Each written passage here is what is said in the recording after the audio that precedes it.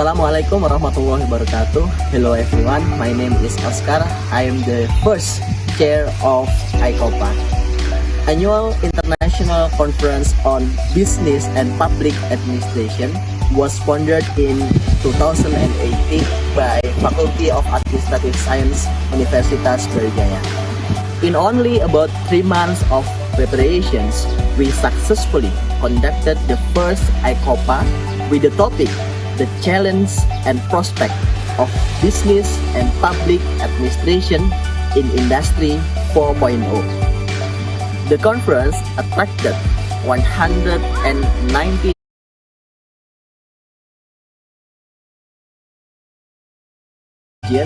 across Indonesia. Finally, 64 papers accepted by the editors for the publications in conference proceeding with the Atlantis Press. We hope in the future we will continuously organize the next AICoBPA because we believe AICoBPA will contribute to the development of science, particularly in administrative science. Thank you very much. Assalamualaikum warahmatullahi wabarakatuh.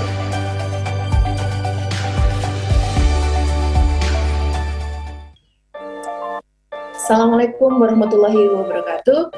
Good morning, ladies and gentlemen. My name is Jaji Rutamayanti, the chairwoman of the second AICoBPA 2019.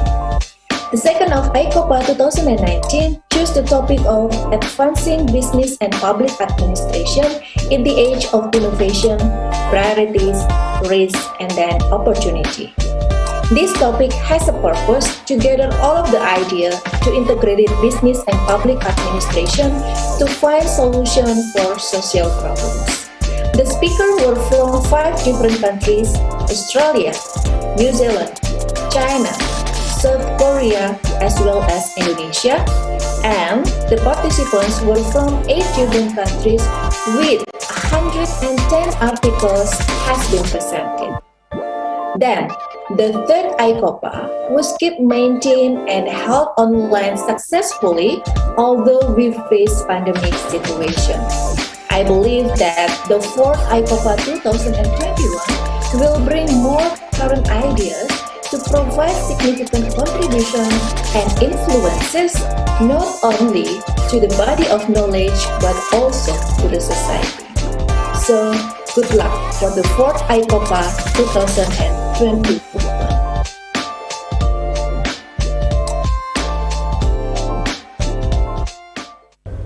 Assalamualaikum warahmatullahi wabarakatuh.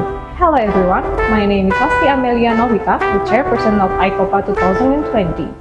As a response toward COVID-19 issues, AICoBPA 2020 comes with the theme Governing Risk and Uncertainty as the Challenge for Public and Business Administrations in the New Normal. Under 2 subtopics, namely business transformations to adapt and increase competitiveness in the new normal, and strategic and inclusive policies for enhancing performance in the new normal, AICoBPA 2020 aims to invite all academicians and practitioners to spread information and positive recommendations to support the business and public administration in the new normal era. The third AICoBPA presented 3 keynote speakers and 7 guest speakers from 7 countries, including Indonesia, Philippines, South Korea, Malaysia, Australia, Taiwan, and Japan. The conference was attended by more than 500 participants and attracted 151 authors from 7 countries, including Indonesia, Philippines, Vietnam, Myanmar, China, Gambia, and Poland, and also various regions across Indonesia. We hope that AICoBPA 2021 will provide new nuance and new insight for all of us through a series of events that the committee has prepared. Congratulations and success for AICoBPA 2021. Waalaikumsalam warahmatullahi wabarakatuh.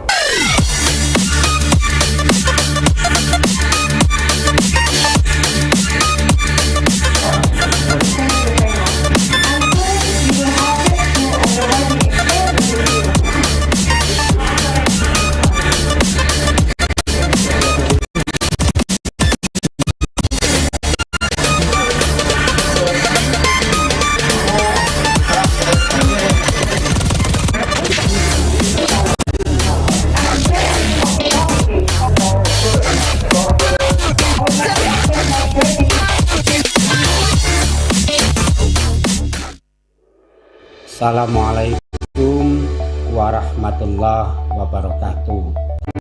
I am Muhammad Rozikin as a Vice Dean of Student Affairs. I would like to welcome you all to the AICoBPA 2021. Assalamualaikum warahmatullahi wabarakatuh. Assalamualaikum warahmatullahi wabarakatuh. My name is Hamidah Nayati Utami as Vice Dean of General Affairs and Finance. I'm very happy to welcome you to World AICoBPA 2021. I hope we can gain knowledge and enjoy this event. Assalamualaikum warahmatullahi wabarakatuh. Assalamualaikum warahmatullahi wabarakatuh. My name is Yusri Abdillah. I'm Vice Dean in Academic Affairs in the Faculty of Administrative Science, Universitas Brawijaya. I'm glad to welcome you to join the 4th AICoBPA 2021. Enjoy the event and Assalamualaikum warahmatullahi wabarakatuh. Assalamualaikum warahmatullahi wabarakatuh. My name is Andi Verta Wijaya, Dean Faculty of Administrative Science, Universitas Brawijaya Malang, Indonesia. Welcome to the 4th AICoBPA 2021 with the theme Synergizing Public and Private Sectors to Accelerate Socio-Economic Recovery from the Pandemic. I hope you enjoy this event. Wassalamualaikum warahmatullahi wabarakatuh.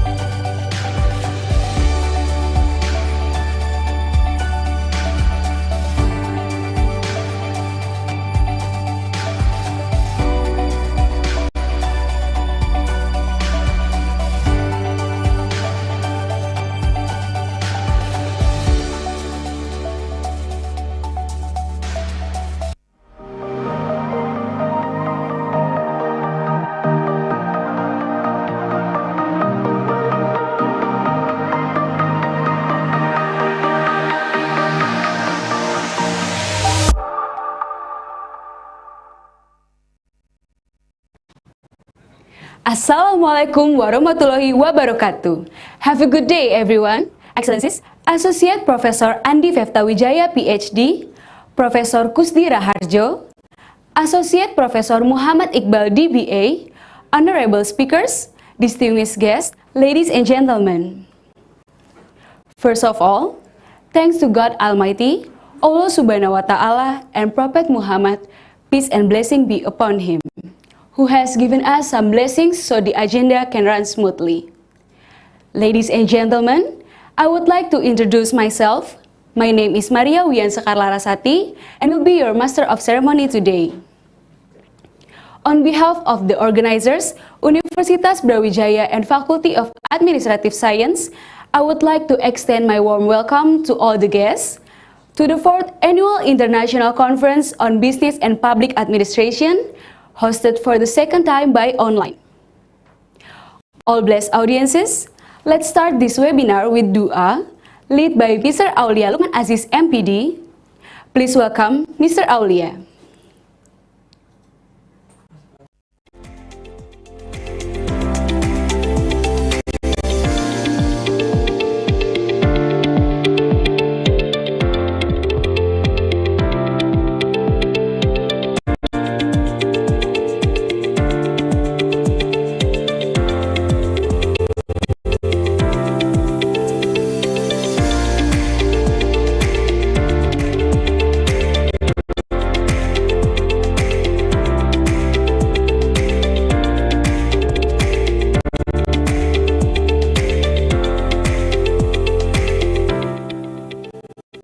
Assalamualaikum warahmatullahi wabarakatuh. A'udzu billahi minasyaitonir rajim. Bismillahirrahmanirrahim. Allahumma salli ala sayyidina Muhammad wa ala ali sayyidina Muhammad walhamdulillahi rabbil alamin. Allahumma aftah lana hikmataka wanshur alaina rahmataka min khazaini rahmatika ya arhamar rahimin. Ya Allah, ya Rabbana, we glorify and thank Thee, Your name. You have showered us with so much blessings, and Your presence continuously remind us of Your faithfulness and guidance. Ya Allah, we pray that you bless all the committees of AICoBPA 2021, that they are able to fulfill their tasks responsibly, that the objectives they have set may all be achieved. Establish the work of our hands and bring to fulfillment all that you have given us to do in these days. We pray that you will make our way purposeful and our footsteps firm out of your goodness and love. Give us a heart of wisdom to hear your voice and make us strong by your huge favor and grace. Ya Allah, make us the living witnesses of your genuine love through the enactment of the knowledge acquired through this international conference. Rabbana atina fid dunya hasanah wa fil akhirati hasanah wa qina adzaban nar. Wa sallallahu ala sayyidina Muhammad wa ala ali sayyidina Muhammad walhamdulillahi rabbil alamin. Thank you. Wassalamualaikum warahmatullahi wabarakatuh.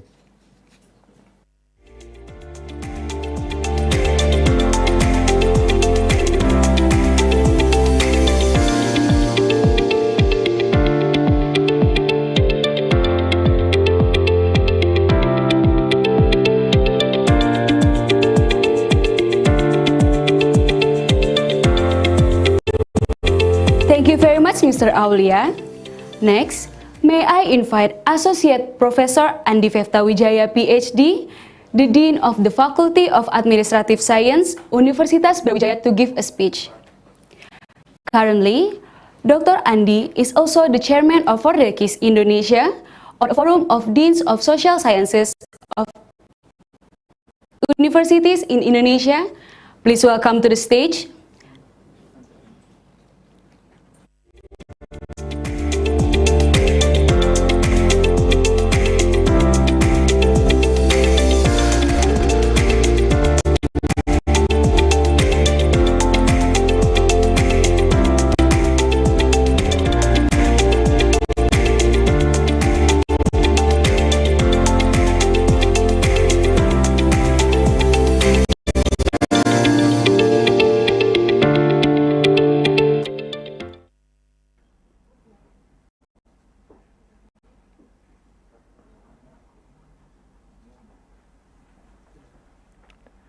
Assalamualaikum warahmatullahi wabarakatuh. Good morning, good afternoon, and good evening. The Honorable Chairperson of the 4th Annual International Conference on Public and Business Administration, Associate Professor Muhammad Iqbal, SOS MIB DBA. Chairperson of IAB, Professor Dr. Kusdi Raharjo. All Deans of Fordekis, Dean Forum of Social Science in Indonesian Public Universities. I am also act as the chairperson in this organization. All the Civitas Academica at Administrative Science Faculty, Universitas Brawijaya. All of the keynote speakers and plenary speakers. All of the presenters and participants. All of the committee, the 4th AICoBPA 2021. We are pleased to welcome you the 4th Annual International Conference on Business and Public Administration 2021. Congratulations to all presenters whose papers have been selected in this conference.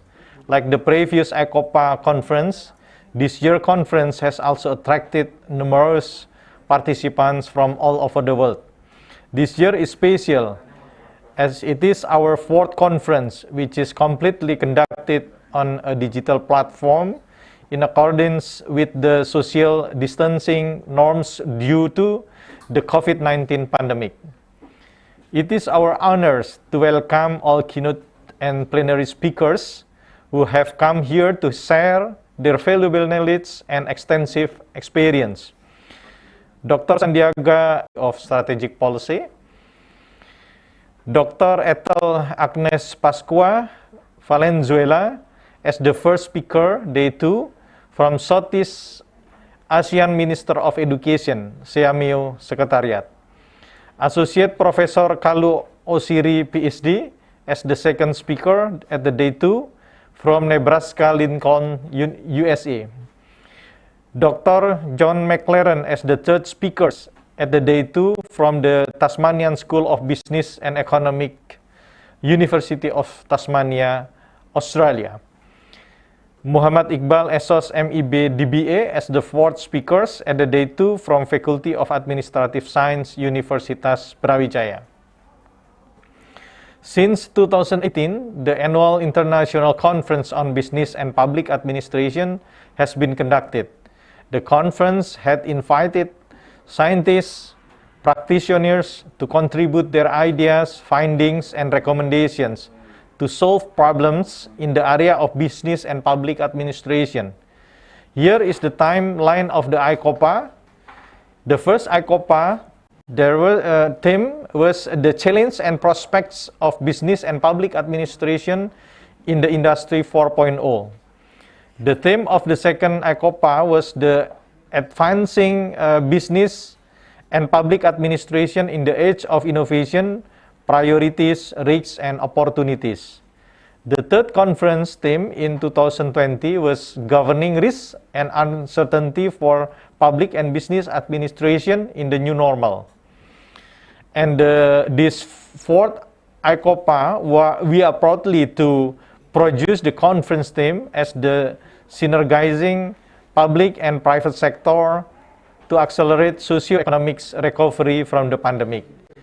Today's theme is about encouraging role of the private sector to accelerate socio-economic recovery from pandemic. We hope that this conference can be a showcase of the current development of business administration and provide further insights in the following areas. First, in today's dynamic environment, the capability to adapt to the ever-changing business administration environment becomes a very urgent issue. It needs to have strategy and innovation to support the corporate governance. Business sustainability is disruptive era has been challenged by the artificial intelligence. Thus, in this era, the corporate and entrepreneurship and small business have a good collaboration. Second, solutions to problems related to the COVID-19 pandemic in the area of destination and tourism marketing and smart destination are explored. Challenges identified and solutions to reach tourism trend after pandemic challenge are proposed. The pandemic has affected the way industry mega hit operate, and therefore they need to find innovative solutions to address these problems, such as the use of mice to support working from home and online transaction activities. Various policy and strategies tourism in urban syndrome approach have been undertaken to minimize the negative impact of the pandemic, and analysis of the effectiveness of tourism need be conducted. New policies or approach can be proposed for literacy and society when the existing methods are not successful in addressing the pandemic problems. Third, best practices related financial tax inclusion are identified.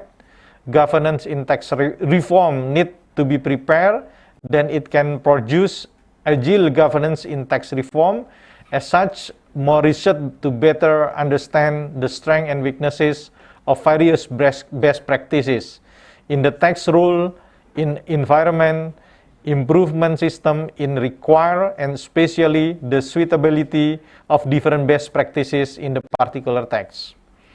We are grateful to committees who have organized the event and all parties who have contributed to this event. We are sure that you will have fruitful and rewarding exchange in this conference, and we wish you every success with this prestigious conference.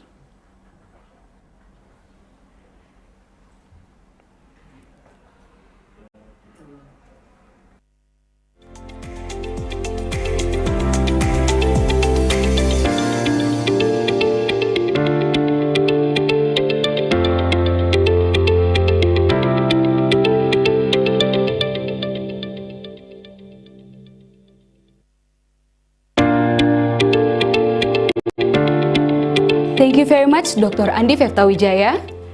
Next, I would invite Professor Kusdira Harjo, the chairperson of Indonesian Association of Business Administration, to give a speech.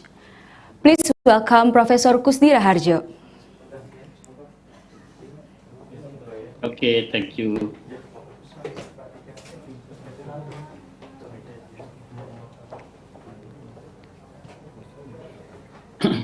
Okay, bismillahirrahmanirrahim. Assalamualaikum warahmatullahi wabarakatuh. Good morning, good afternoon, and good evening. The Honorable Dean, Vice Dean, Head of Department, and colleagues at the Faculty of Administrative Science, Universitas Brawijaya, and the Chairman of the Board, AICoBPA 2021, Associate Professor Muhammad Iqbal, DBE. Keynote, plenary speakers, and participants of the Board, AICoBPA 2021. It has been a pleasure of the IAB, Association for Schools of Business Administrations Indonesia, to contribute to the academic celebration of the Faculty of Administrative Science, Universitas Brawijaya. I congratulate the Faculty of Administrative Science, Universitas Brawijaya, for their efforts to leverage and contribute to the academic quality of higher education in Indonesia through this conference. On behalf of IAB, I believe that with the consistency and persistency drivers to boost the dissemination of knowledge with international institutions, business, as well as government, higher education in Indonesia will be able to determine its relevance to the society. Therefore, I highly appreciate and motivated to further IAB contributions to assist the development of business administration focused agenda together with the Faculty of Administrative Science, Universitas Brawijaya.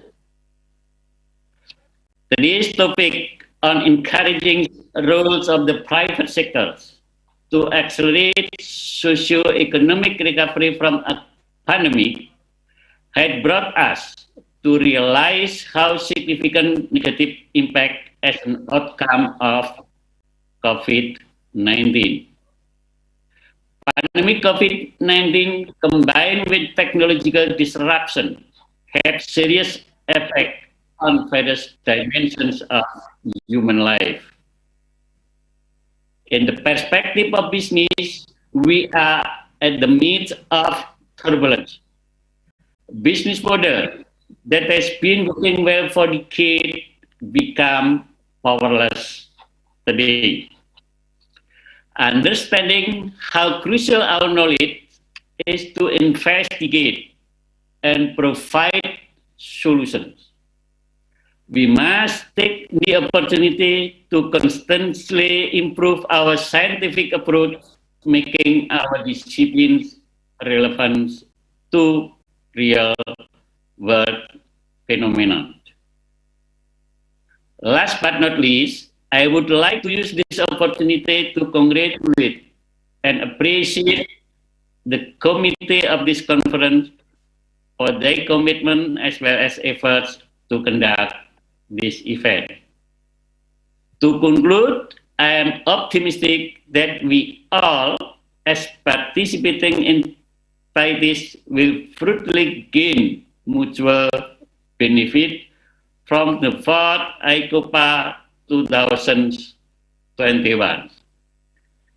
I wish you all a valuable virtual event. Thank you. Wassalamualaikum warahmatullahi wabarakatuh.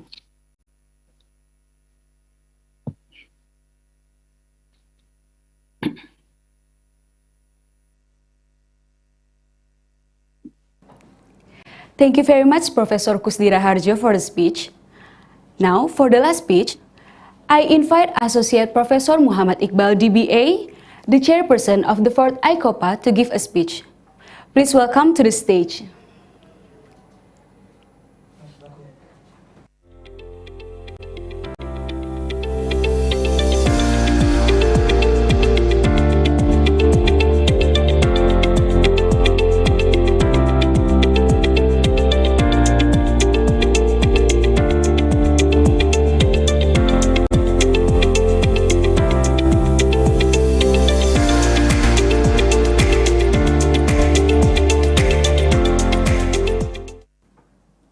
Assalamualaikum warahmatullahi wabarakatuh. Good morning, good afternoon, good evening.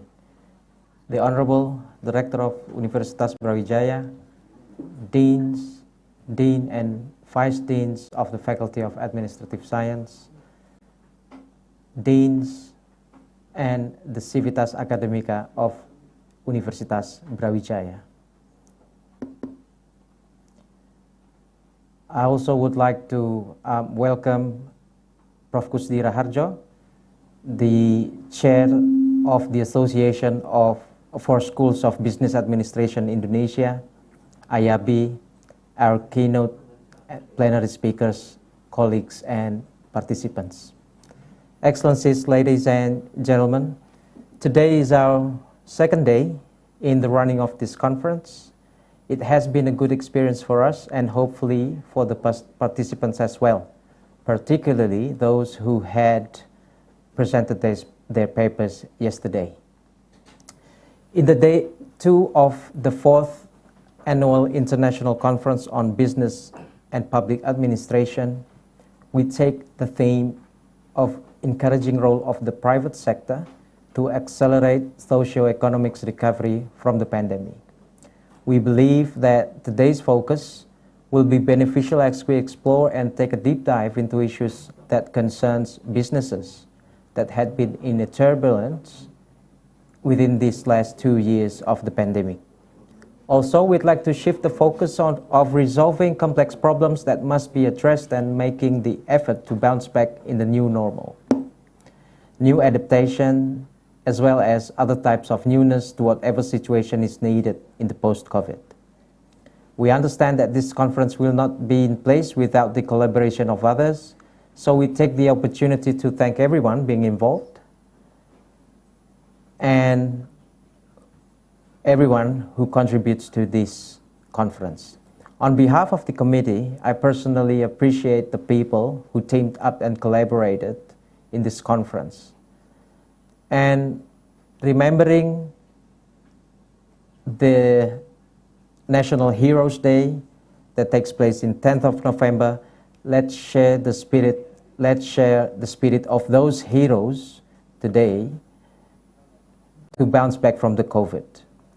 Wishing you all a joyful session, and we welcome you to the second day of the 4th AICoBPA conference. Thank you. Wassalamualaikum warahmatullahi wabarakatuh.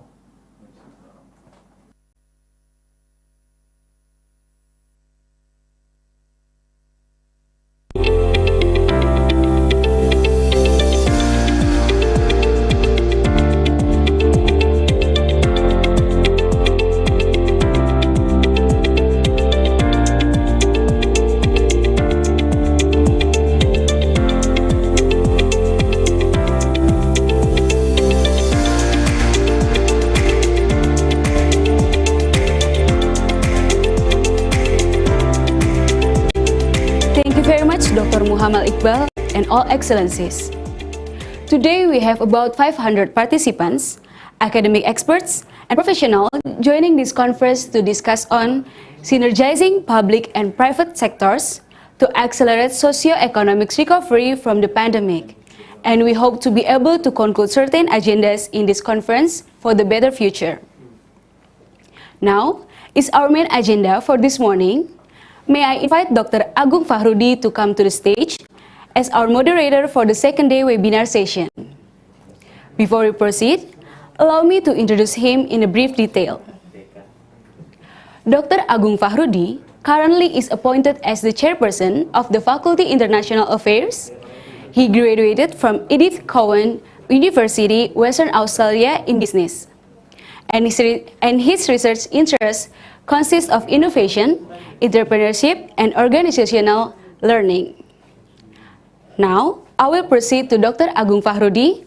Time and screen is yours.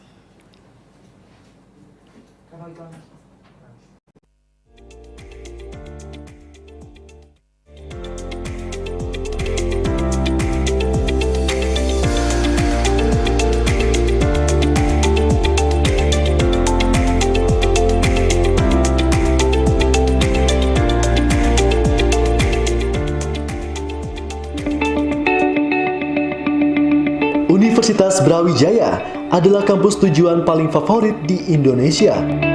Para mahasiswa datang dari berbagai daerah di Indonesia serta dari luar negeri.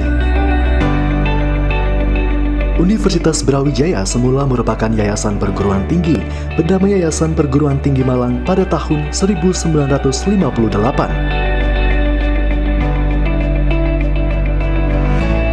Terletak di pusat kota Malang yang terkenal dengan hawa yang segar dan udara yang sejuk, Universitas Brawijaya telah menciptakan lingkungan kampus yang asri.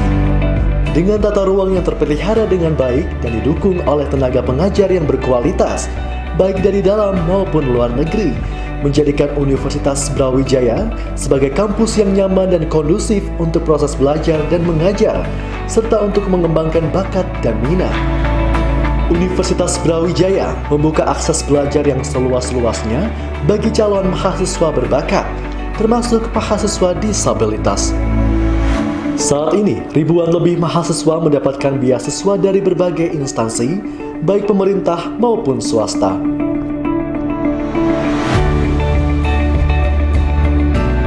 Universitas Brawijaya memiliki 14 fakultas, pascasarjana, dan program vokasi.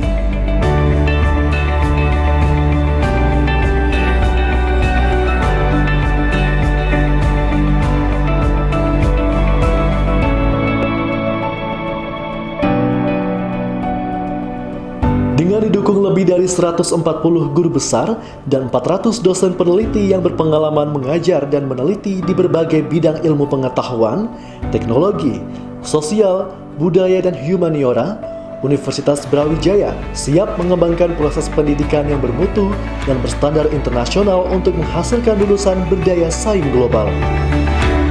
Untuk menunjang kompetensi dan keterampilan mahasiswa, Universitas Brawijaya menyediakan berbagai laboratorium dengan peralatan yang berteknologi canggih dan modern, termasuk laboratorium lapangan, sehingga budaya penelitian yang kuat terus berkembang ditandai dengan penemuan inovatif yang bermanfaat bagi masyarakat luas.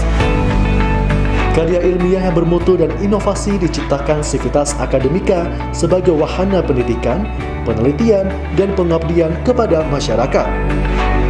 Sebagai perwujudan komitmen sebagai world-class entrepreneurial university, berbagai sarana dan prasarana serta beragam wahana bagi berbagai aktivitas mahasiswa disediakan untuk menjamin terciptanya peserta didik yang unggul dan berprestasi. Banyak lulusan Universitas Brawijaya yang saat ini menempati posisi penting dan berkontribusi nyata di Indonesia maupun di tingkat internasional.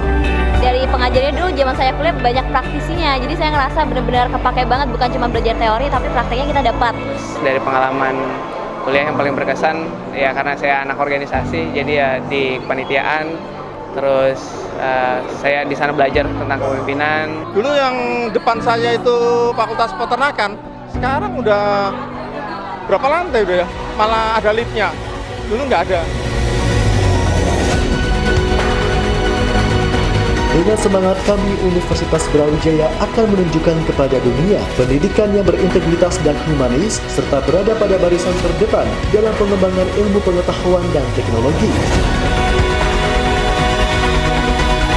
Dengan bangga hati dan penuh percaya diri, lulusan Universitas Brawijaya siap menyongsong masa depan, building up global future.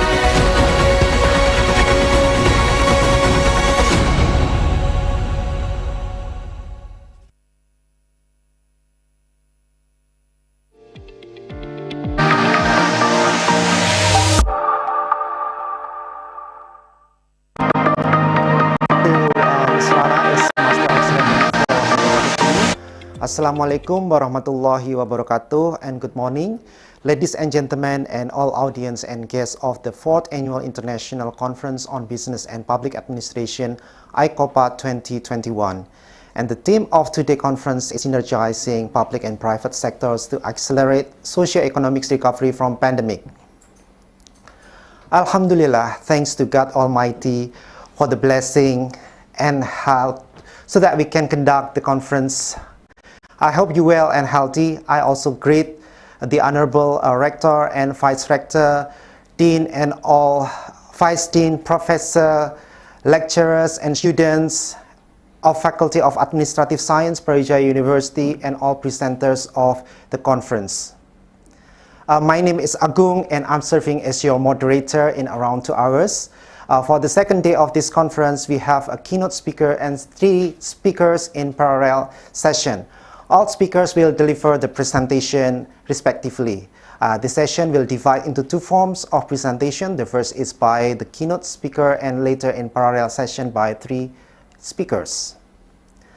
It's an honor to introduce our next keynote speaker, Ibu Kurlani Ukar, the Deputy of Strategic Policy, Ministry of Tourism and Creative Economy. She has a long experience in the area of planning. She used to serve as the head of planning at LIPI. She started her career in the Ministry of Tourism and Creative Economy as the Deputy Assistant and then as the Ministry Secretary, and her current position is the Deputy of Strategic Policy. She did her bachelor degree at University of Birmingham, United Kingdoms, and finished her master at University College London, UK. So please welcome Madam Kurlani Ukar. Thank you very much.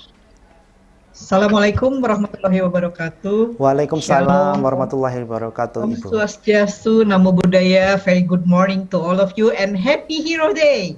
Ibu, could you please tilt down your camera a little bit? Well, Dr. Kusdi Raharjo. Ibu Kurlani Ukar. Yes. Please tilt down your camera a little bit so that we can have a great picture of you. Is it enough, guys? In the back? Okay? Good. Okay, good. Thank you. Thank you. So, good morning to everybody. The Honorable Assistant Professor Muhammad Iqbal, Dr. Kusdi Raharjo, Professor Andi Fetia Wijaya, Professor Dr. Nufil Hanani, Brawijaya University faculty members, speakers, students, ladies and gentlemen. First of all, I would like to convey a very warm regards from the Minister of Tourism and Creative Economy, Mr. Sandiaga Salahuddin Uno, who unfortunately cannot join us today because of his busy schedule and asked me to deliver his speech in this important conference.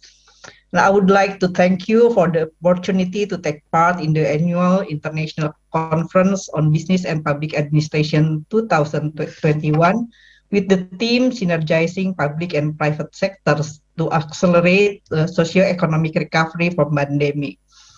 Ladies and gentlemen, restriction on mobility in the past year and a half have a very bad impact on the performance of tourism and creative economy, not only in Indonesia, but globally throughout the world. Without massive mobility, both domestically and internationally, it is predicted that this sector will be the sector that has taken the longest to recover and will have a very deep downturn.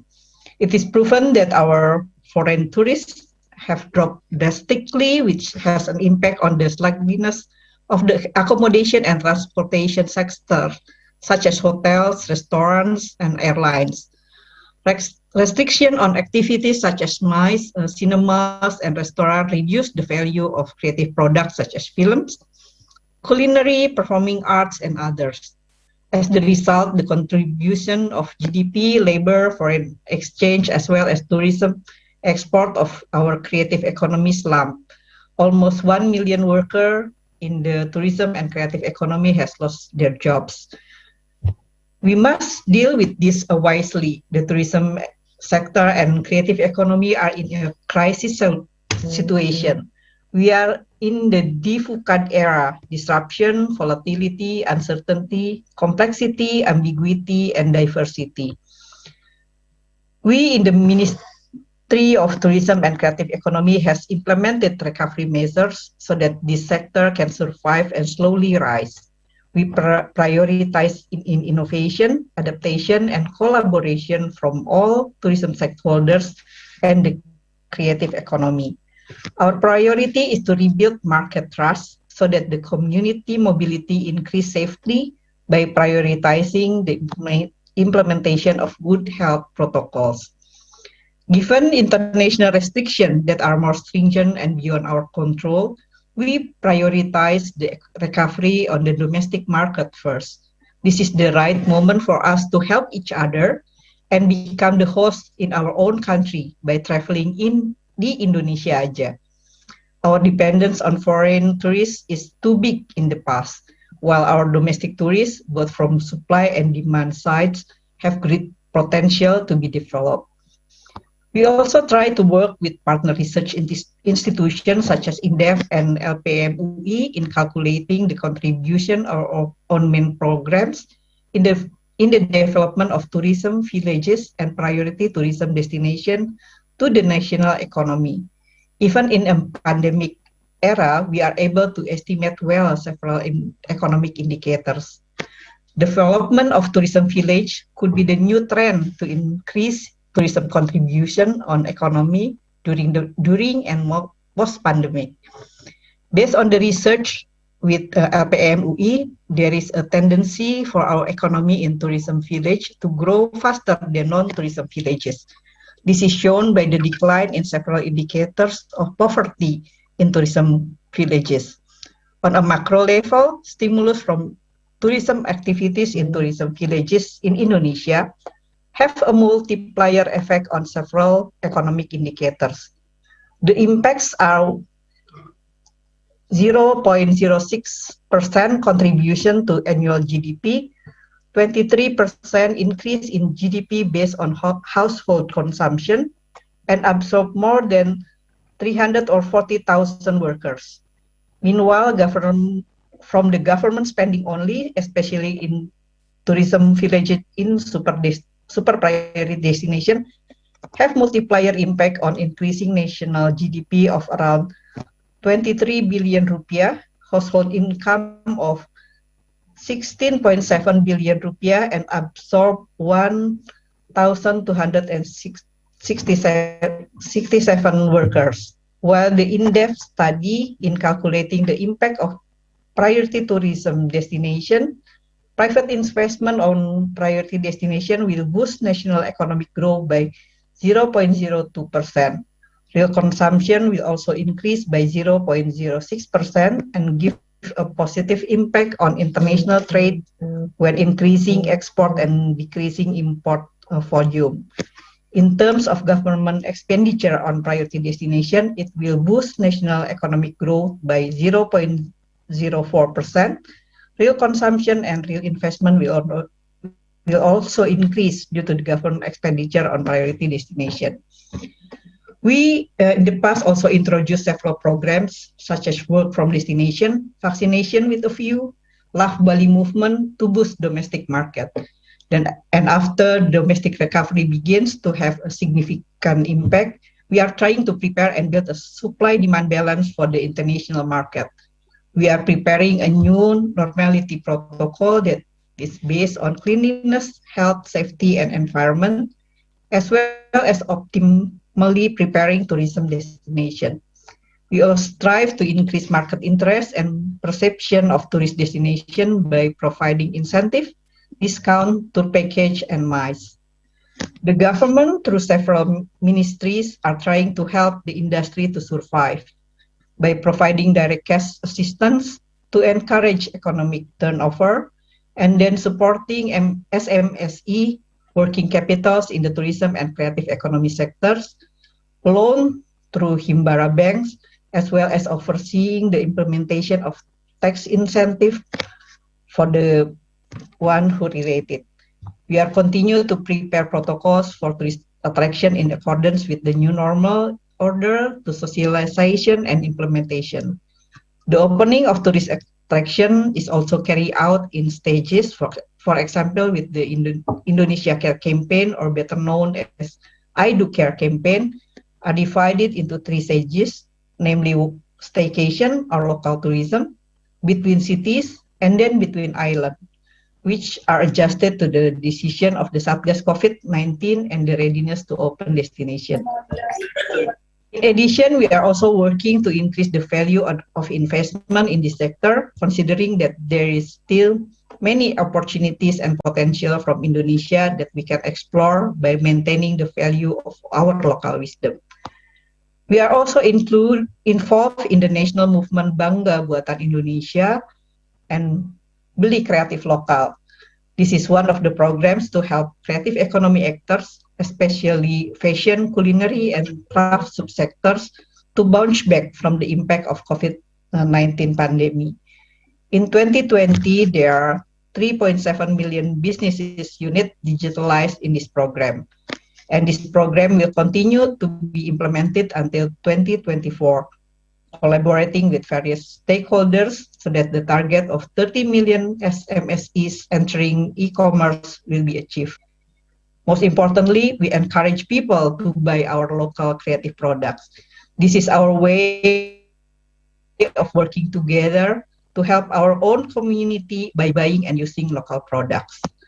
Last, what we always emphasize is that Kemenparekraf will always be gercep atau move fast, geber, move together, and gaspol, garap semua potensi, or work on all the potential to implement strategic direction that I mentioned earlier, namely innovation, adaptation, and collaboration.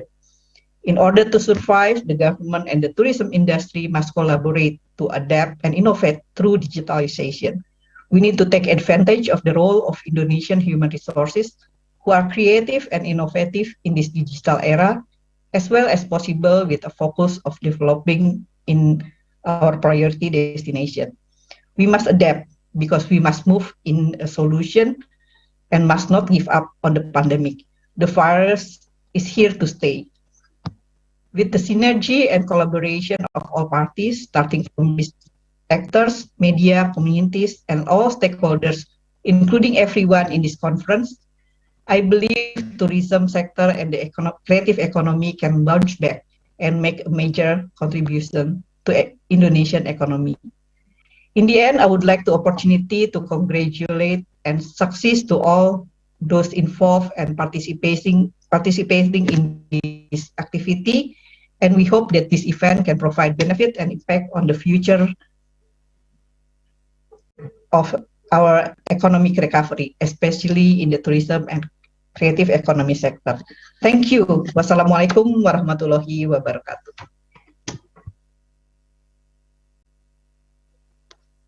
Back to you.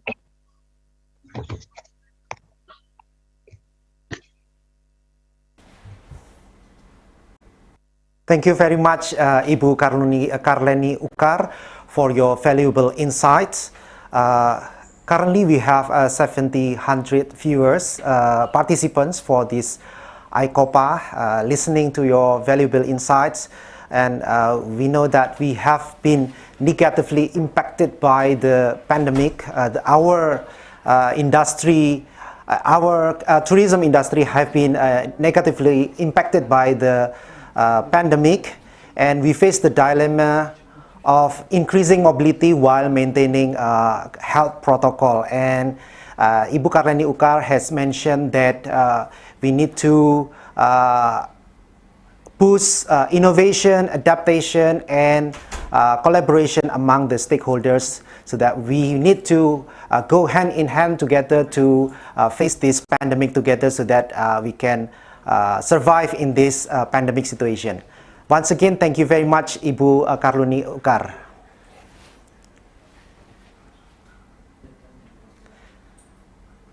And now we move to a parallel session. This session, we have 3 speakers and they will deliver presentation respectively. But before I start to invite the first speaker, I would like to inform all audience about the session rule.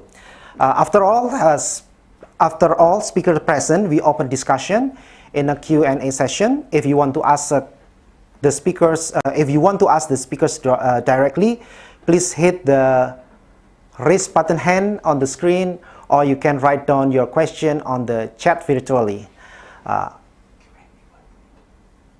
Okay, yeah. Is there any, we have a Q&A session for Ibu Karleni Ukar, and from the audience, do you have any question from the audience, 1 or 2 question maybe? And you can raise hands.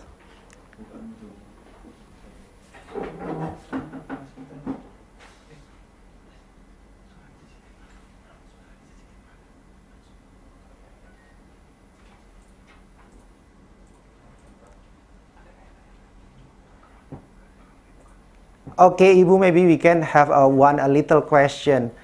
I know that it's kind of hard to kind of have a balance between increasing mobility and maintaining the health protocol. So, what step that can be done? The gradual step that we can do to overcome this problem, Ibu Karleni Ukar. Thank you. Most of all, we have to be aware that the virus is here to stay. The virus will not go away, so everybody has to maintain the health protocol, wearing masks, wash your hand, and keeping the distance have to become our own habit. And the people must realize that vaccination is not enough. You still have to wear masks whenever you go, and if everybody is consistently applying this, then we can move forward. We can go around with safety.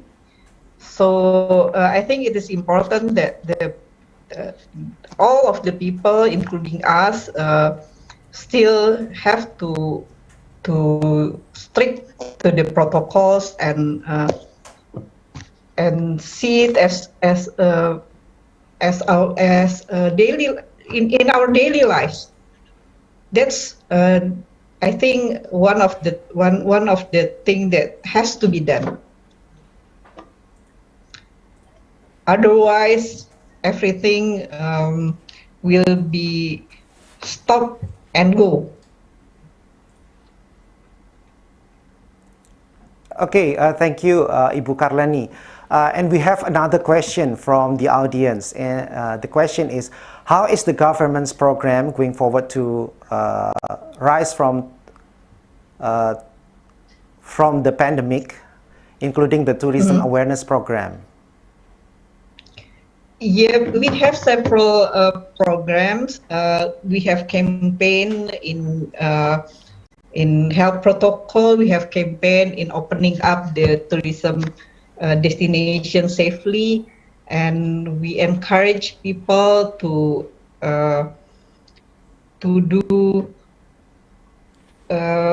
still innovate in this era, so that the economy are still rising, and we urge people to do vaccination in all of our destination. I think that is one of the priority in our ministry at the moment. As well as we are opening up tourism for international travel safely in Bali and Capri, even though it's not been successful because of several regulation has to be adjusted. But I think within 1 or 2 months ahead, we will see the result, and hopefully the international tourists can come to Bali with and enjoy the destination in Indonesia.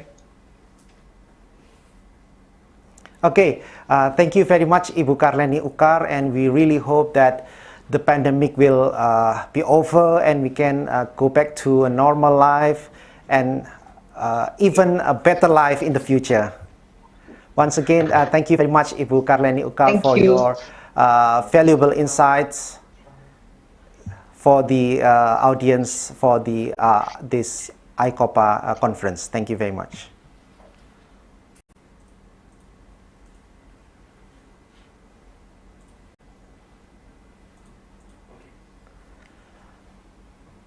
It's an honor to introduce our next three speakers. The first speaker is... Okay, sorry, we have four speakers today. The first one, Dr. Ethel Agnes Pascua Valenzuela. Hope that I pronounce your name correctly.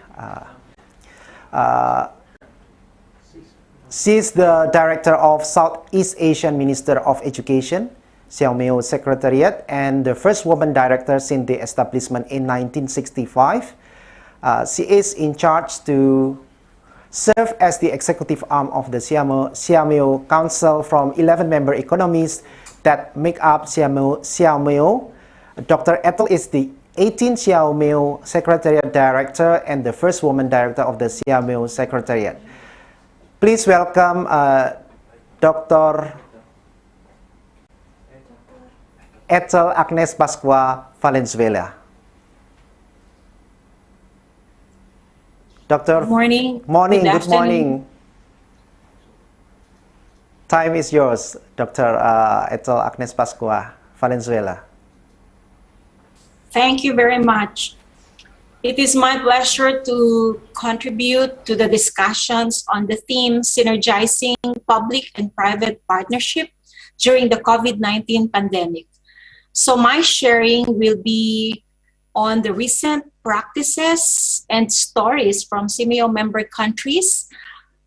Perhaps, in the 20 months we've been through this pandemic. But first, allow me to congratulate first the Faculty of Administrative Science, Universitas Brawijaya, for organizing the 4th Annual International Conference on Business and Public Administration. And congratulations as well to the participants who made it today. I know that you took time off from your busy schedule to join the discussions. And allow me to greet you as well, the National Heroes Day. Thank you for inviting the CMEO Secretariat based in Bangkok, Thailand. Now, let me just quickly go through a little introduction of our organization. If you don't mind, I have my presentation. Sorry, I'll try to upload.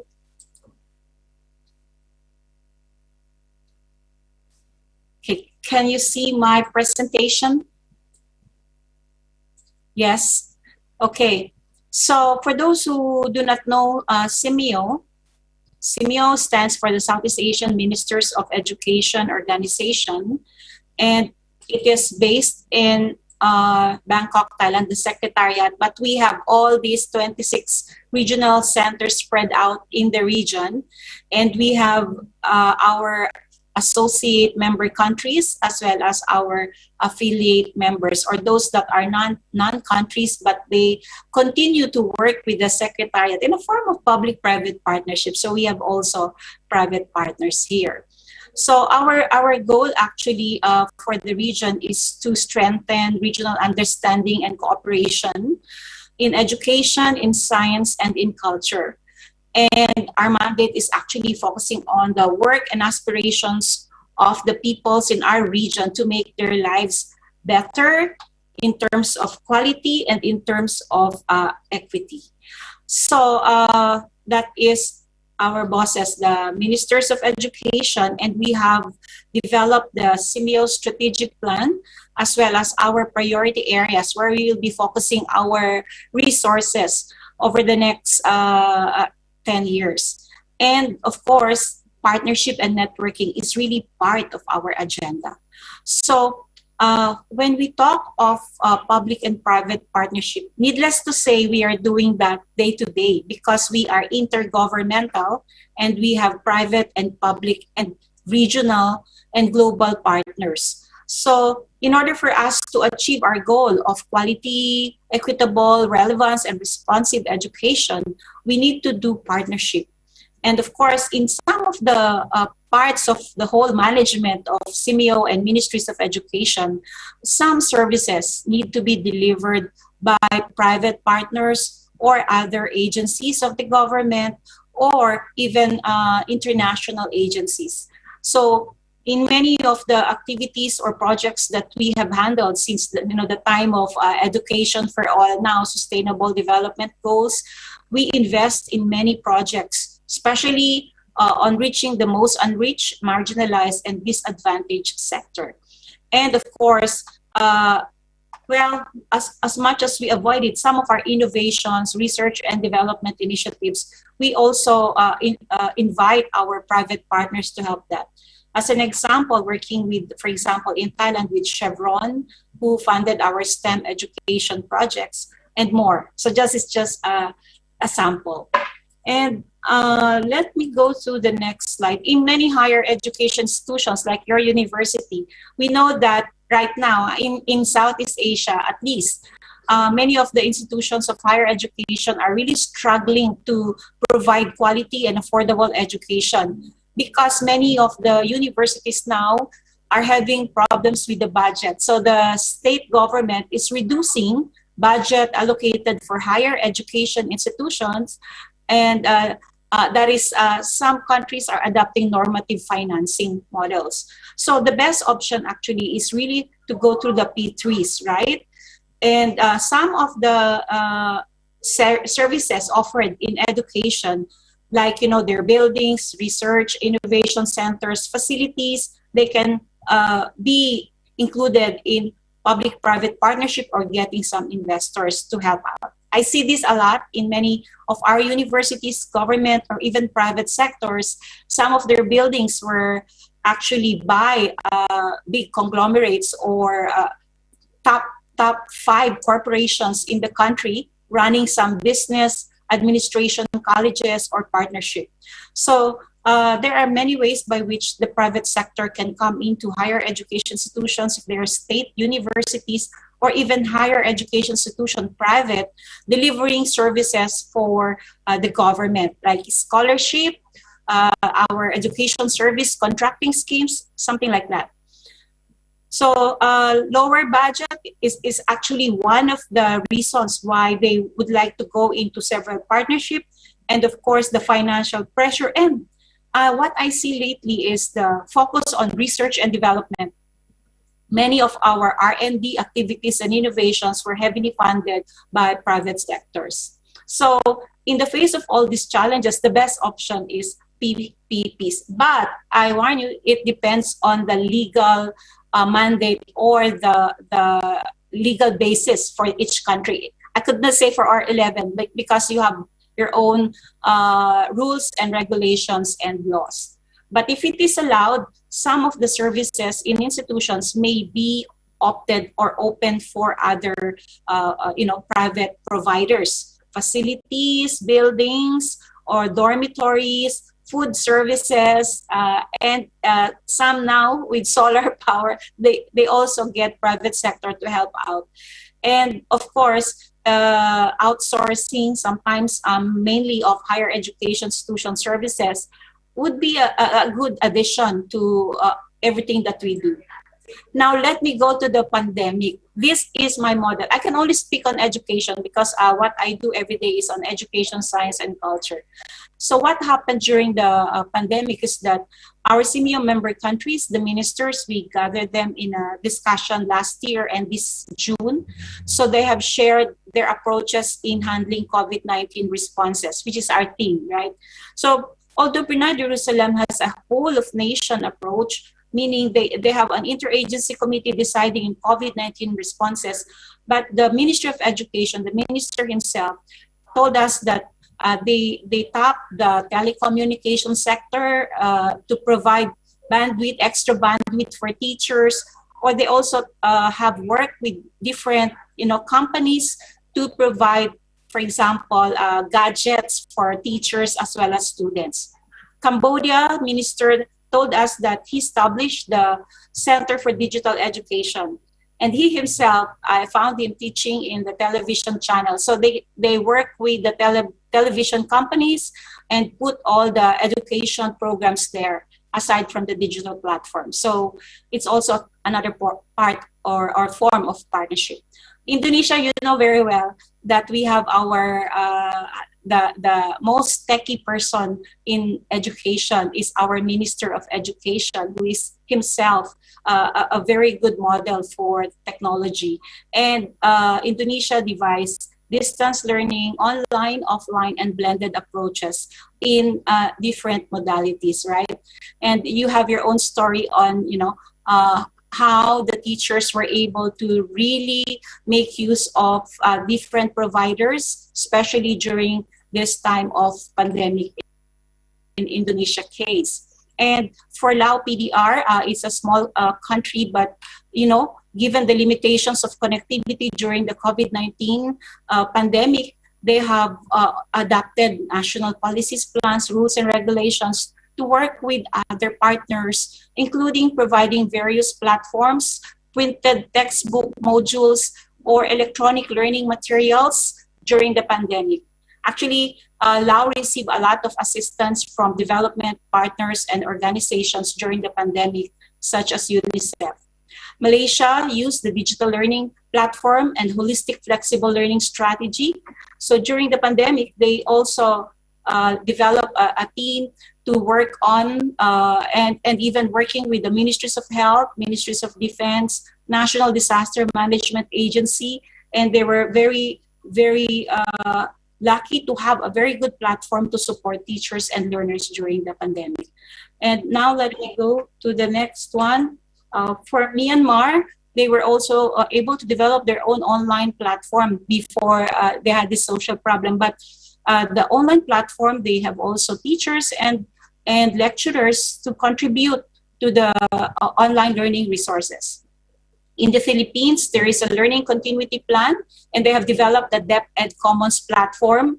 So again, working with television companies and with telecom providers to deliver all the online classes. Singapore adopted circuit breaker strategy, and they have actually used hybrid learning, and they use also home-based learning. The rehabilitation strategy was adopted, and of course the society, they are all involved in promoting learning continuity, and they're trying to reach the most unreached and disadvantaged in Singapore. So in Thailand, they use the ecosystem model, online, on air, on demand classes on site.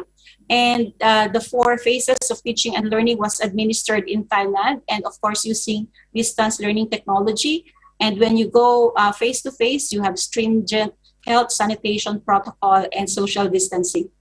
Timor was lucky that they got assistance from UNICEF and other partners in the most challenging times. They utilized the learning platform, very useful for reaching out to teachers and learners delivering classes on this modality. But many teachers could not be reached, so they used the SMS-based learning strategy as well. In Vietnam, use open educational resources, work with different companies, private and also government agencies to develop open educational resources, universities, and help as well in developing some of their learning materials, including videos. So what I can share is that even during the ministerial meeting that we hosted last June, the ministers called everybody, including our associate member countries, and even our partners, to champion education transformation. And this can only be done through strategic collaboration and partnership. So our ministers and our president now, Singapore, has highlighted that we need to partner with others. So in the discussions of the ministers last June, they talk about promoting innovations, deepening resiliencies, and of course, supporting capacity building for teachers And the 26 centers of CIMEO should really work together to promote lifelong learning for all and have a policy environment that would, establish or support collaboration and partnership. So they did not forget these PPPs. So, okay, what are the lessons learned from the different public-private partnership? I see that as an educator, I see a lot of universities utilizing this now, especially given the situation of declining financial assistance from the government, normative financing, etc. So I think that the key message that we learn from all of this is, first, if you will embark on public-private partnership, you should seriously think about identifying the gaps first. Where do you need them to come in? Is it in your research and development? Is it in your capacity building programs? Or is it in managing your canteens, something like that? And then you have to really work together as a team to identify the needs. And sometimes only small steps can be taken, and don't be shy to approach partners, organizations to help out in the gaps that you want to address. So in Southeast Asia, we're quite shy, right? Approaching private sector, we feel that it's not in really what we are expert on, but I think we need to identify and work with them increasingly, especially during the time of pandemic. Investors or those who are working in online resources, online technologies, then feel free to talk and identify the gaps and learn from the experiences of other leaders from universities, managing the very good public-private partnership. And also, don't be dogmatic. That when I say that the framework that is being used by another university, you can just copy-paste. No, even the ministers say that they have their own responses to COVID-19 pandemic, and you cannot copy-paste the model adopted in Singapore to be done in another country. So it's not wise to do that one, but of course, replicating with some sort of contextualization would be good. And in all of your, decisions for public-private partnership, keep it very simple. And sometimes, over-analysis will lead to delay of partnership. So that's why I see a lot as I've been in the international affairs since 1995. So many MOU signed, so many memorandum of agreement signed, universities. And at the end of the day, when you evaluate, nothing happened. So keep it simple, something that it can easily be monitored, it can easily be done, and all the backlogs or gaps can be easily addressed. So my sort of synthesis would be like, in higher education institutions or academic institutions, we are all under pressure now. We have learning losses. We said we have learning poverty right now due to the pandemic, and we are struggling to promote quality education for everyone. But let not this be addressed. Look for partners, look for collaborators who can help out. Maybe in developing your open educational resources, maybe in getting faculty from overseas to contribute to the higher quality of education, or promoting joint researches or joint collaborative programs. That will be helpful and that will be efficient. So I think that's all that I wanted to share with you. And if you want to see all the reports coming from CIMEO in terms of COVID-19 responses, partnership, we have a lot of projects, and many of them are with organizations. So usually I start with discussing the things that we want to do at CIMEO. For example, improving regional assessment. We don't have that. And we partnered with UNICEF, and they gave funding for countries to develop the regional assessment, which we call as CPLM. Now, in another one, we want to reach the unreached, the children with disabilities. So we have partnered, CIMEO partnered with Global Partnership for Education in Washington, and also with UNESCO headquarters in Paris. And we develop online course for teachers of learners with disabilities. And we're winding up that program now. So, I mean, once you identify the gaps, and then you look for partners, appropriate partners to help out, and then you can co-share, which they will fund and which ones you will do, and then keep it simple, monitor, and then prepare a good story and share that with others so that they will know that public-private partnership really works. So that's my own sharing. Thank you very much for inviting me, and I hope that you will have a very rich discussion and some sort of recommendations for the university and partners. Thank you very much. Have a good day, everybody. Okay, thank you very much, Dr. Ethel. It is very interesting to hear about the lesson, the lesson from various countries in Southeast Asia, how they respond to pandemic related to the education. And it is also interesting to see the public-private partnership model in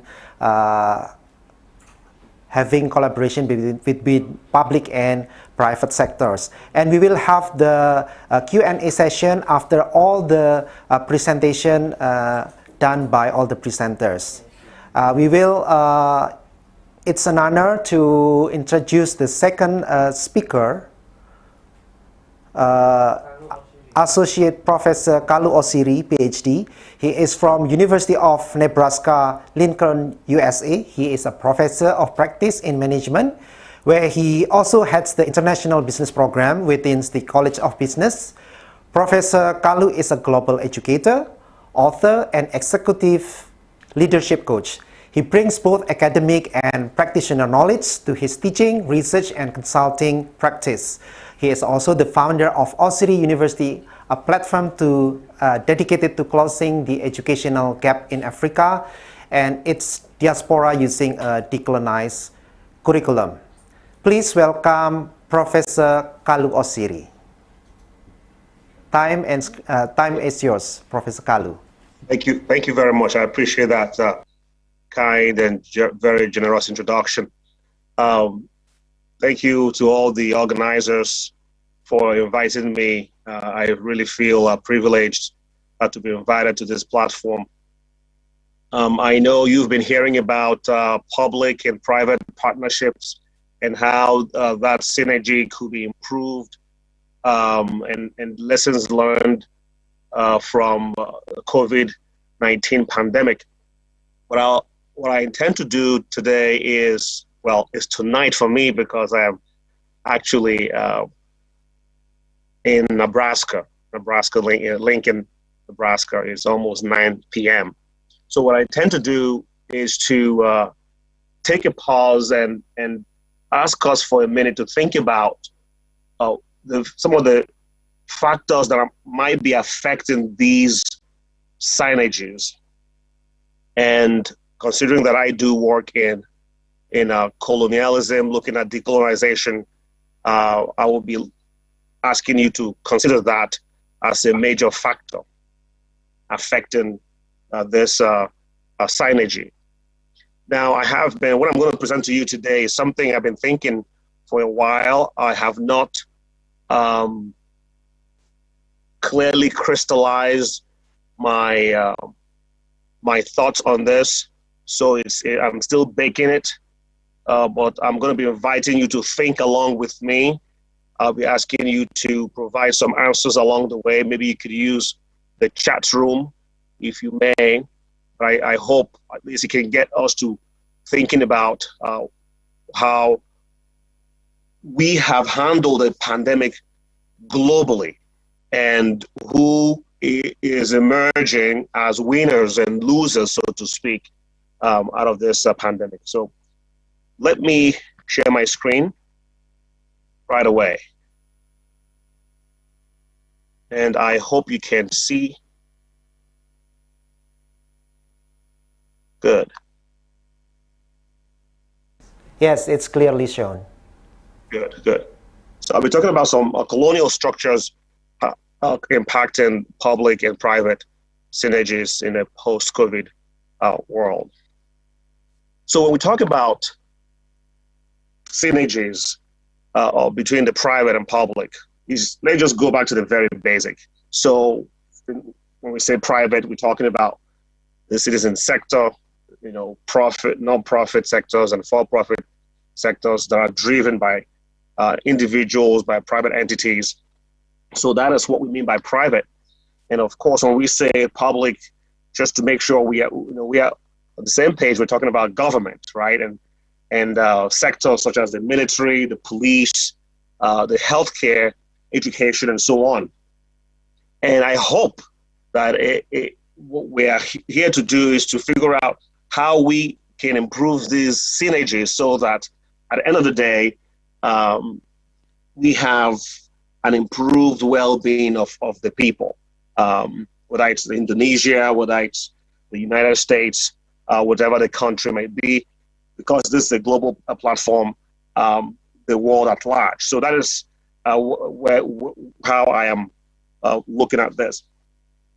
Now, before we even move a step further, Edward Said, who is the father of post-colonialism, gave us this theory of post-colonial of thought, which advocates that European colonial rule has had an impact, enormous impact, on the political and economic and historical and social well-being of a people. And so that we must bring this to bear whenever we are considering issues such as these synergies. When we talk about the government doesn't exist in a vacuum. Edward Said postulates the government is in fact an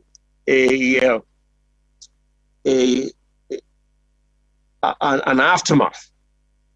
It has been derived from its colonial predecessor, and whatever that colonial predecessor might be. In fact, if you look at Nigeria, for example, the system of government in Nigeria isn't African, so to speak, right? It was learned from the British.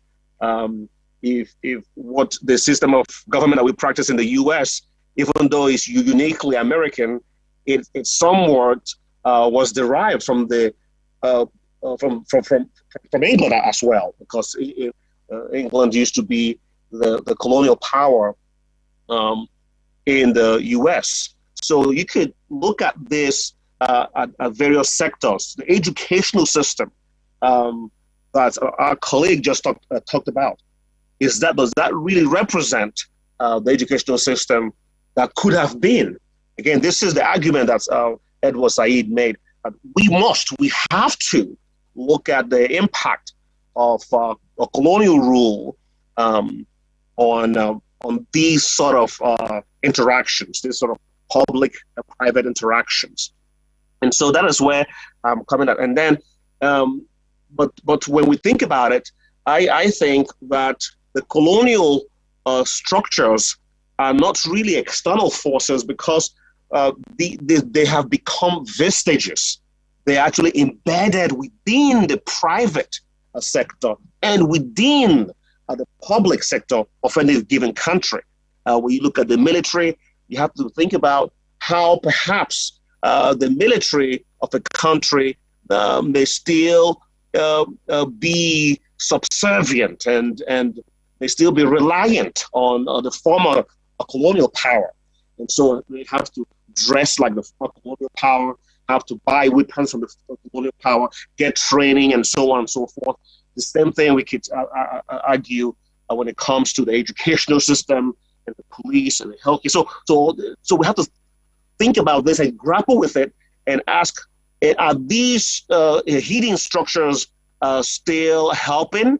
There might be aspects that are still helpful, but there might be aspects that may not be helpful. And if that is the case, what are we doing about them? What must we do about them? So again, I really want to invite you along to think about these things with me as I put my thoughts together around some of the hidden structures, colonial structures affecting these private-public synergies that we are here to discuss.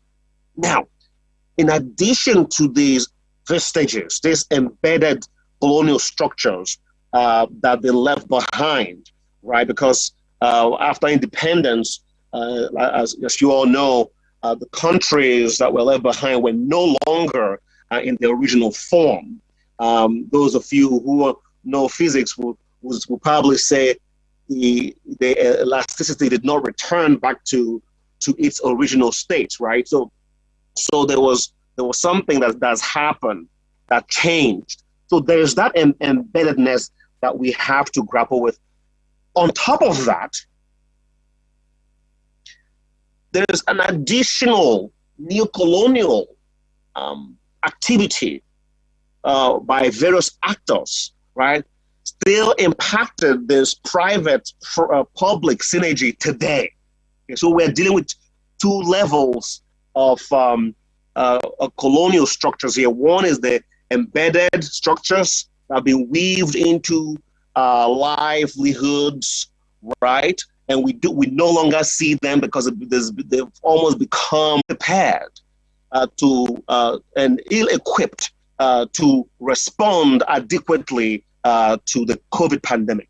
So while richer countries were able to deploy funding to build hospitals and clinics, buy equipment and manufacture equipment and so on, poorer countries were unable to do that because they were already saddled with debt. And they linked this to this imbalance of power and this colonial relationship that still exists between former colonies and former colonial countries as well. So again, the takeaway here is, in addition to the colonial structures deeply embedded, there are still neo-colonial actors that are still acting, and we have to ask ourselves, are these actions in favor or to the benefit of the people or not? So again, I'm still thinking about this work right here, and I invite you to think along with me. And here's an article from Think Global Health, looks at health inequalities in the US, and talks about how the COVID pandemic really unmasked the enormous health inequities in the US. And one of the major findings was that income was the biggest predictor of health outcomes. Income. And what is interesting is in the United States, the folks with lower income happen to be more of the oppressed. If we took it to the global level, we would say folks from former colonial territories, right? And from this report, they were basically looking at folks who've received Medicare. Medicare is a form of social insurance program in the United States, and comparing folks who had Medicare and those who had Medicare just based on merit because they were 65 and older, and those who received Medicare because they lacked income, or they didn't have sufficient income. And they found that among Medicare beneficiaries, individuals whose income was low enough to make them eligible for Medicaid were 4 times more likely to be infected or hospitalized. Again, we've seen a huge divide between the rich and the poor at the individual level, and we could take this again to the global level, where we see there's a difference in the responses between richer countries and poorer countries, or whether it's the former colonial powers and colonial and former colonial territories. So this is from the United States. And then continuing along those lines, the UN Conference for Trade also looks at how the different countries responded and agrees with this notion that there is an economic difference in the type, depending on the in the response, and the response dependent on the level of the economy, so that the pandemic was affecting richer and poorer countries differently, and so that depending on the resources at the disposal, countries were able to either to respond appropriately or not. And so again, what this goes to show is that when you look at the richer countries, and these happen to be, again, more of the countries with the colonial legacies. They had more access to the World Banks and the IMFs. They were able to get lower interest rates, and they were able to get even more of the funding to be able to help their citizens, and those from the poorer countries were not able to access the funding compared to their richer counterparts. Now, this article also talked about that people's fates were also tied to political choices of their leaders. So there's also a role that leaders of countries play as well. So as we talk about this, is a complex issue. So it's not just about what the colonial powers or former colonial powers are doing, but also what the leaders of the countries are doing as well. So that is important for us to think about along the way. Now, here's another article that brings all this to limelight. Look at England, for example. Dr. Jenny Harris, who at the time was England's Deputy Chief Medical Officer, responded to a call by the World Health Organization for all countries to test. So the WHO said every country should be tested regularly, right? But England's Deputy Chief Medical Officer came out and said that yes, even though the WHO laid out this guideline and said it was for every country, she said, not really so. I think they really meant poorer countries, because according to her, the UK's extremely well-developed public health system is well equipped to handle the pandemic, and that the testing did not apply to the UK's well-developed health system. And what we'll also find is that the responses of countries, richer countries such as the US, was really interesting, and we found there was sort of for example, the United States could have learned from China, but we saw a condescending orientation by the United States towards other countries such as China. The former U.S. President Trump, called it the Chinese virus, for example. Very condescending thing to say, a remark to make by a president. So instead of learning from the East or learning from Africa that's dealt with Ebola very well, and understanding how these areas have dealt with the pandemic, their approach was a little bit more overlooked. They felt that they had the answer. So the United States, again, being an example, the former colonial power, felt, we already have the answer. We have the resources. We could do this. We don't need to learn from anybody, right? China put in a travel ban earlier on, and the U.S. was still tiptoeing around in terms of trying to put a travel ban. And when it did put a travel ban, the travel ban was against China and other countries, and was not against Europe. We still allowed the US allowed a lot of flights to still come in from Europe. And what we came to find out later on was the infection that continued to violate the United States came from where? From Europe. Again, we saw this colonial sentiment and discrimination. This happened in the United States, and it was purely based on the idea that we understand this, we know it all, and you all don't understand this, and so we can afford to do things our own way, and it's still hurting the United States a lot.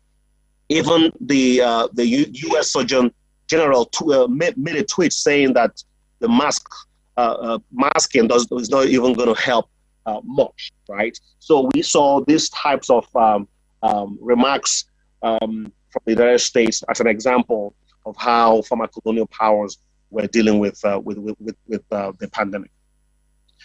And then what was interesting was that the former colonies, so poorer countries in Africa, for example, began to just accept the methods that their former powers, colonial powers, were using. So when we look at the lockdowns, because the United States or the UK mandated a lockdown, some countries in Africa also followed suit without critically looking at if the lockdown was going to be helpful or not. So in the US or in the UK, where folks went to work from home, there was a lockdown, people were able to turn on their laptops and work from home. Well, we have strong internet connection in the United States, whereas in Nigeria, for example, or in Benin, where those lockdowns happened, and people really suffered a lot. People suffered because they lost income and they couldn't work from home because of lack of internet penetration. So again, we saw that this idea of just following what former colonial powers did didn't work. You have to look at systems and procedures strategically to see if it's going to work with you. So when you copy the former colony, you should make sure you're copying properly. So what I want to propose then is a critical change theory. Critical change theory is what I'm trying to propose here in a sense, which is a study of cultural, economic, and social consequences of actions of people to strategically and successfully overcome historical challenges, such as colonialism. And this is why listening to what the Southeast Asian countries are doing in the area of education, coming together to learn from each other, to figure out what will work best for their region is very powerful. So that's in my opinion, that's an example of critical change theory in action, where people are coming together to strategically come up with ideas and protocols that would help them overcome their challenges. So in thinking about this, so we are looking at the private, public synergies, interactions. Yes, we understand that colonial structures are embedded. We understand that there are still neo-colonial actors, but what we want to advocate here is it's important that leaders act strategically and put a sense of intention into these synergies so that it can really help their people. And also, the leaders who are acting strategically can influence the neo-colonial actors. They should get out there and as opposed to waiting for neo-colonial actors to dictate what happens to them and to their countries, they should get out there and be more proactive. I think I'm going to stop right there, and hopefully we can talk a little bit more during the Q&A. Thank you very much.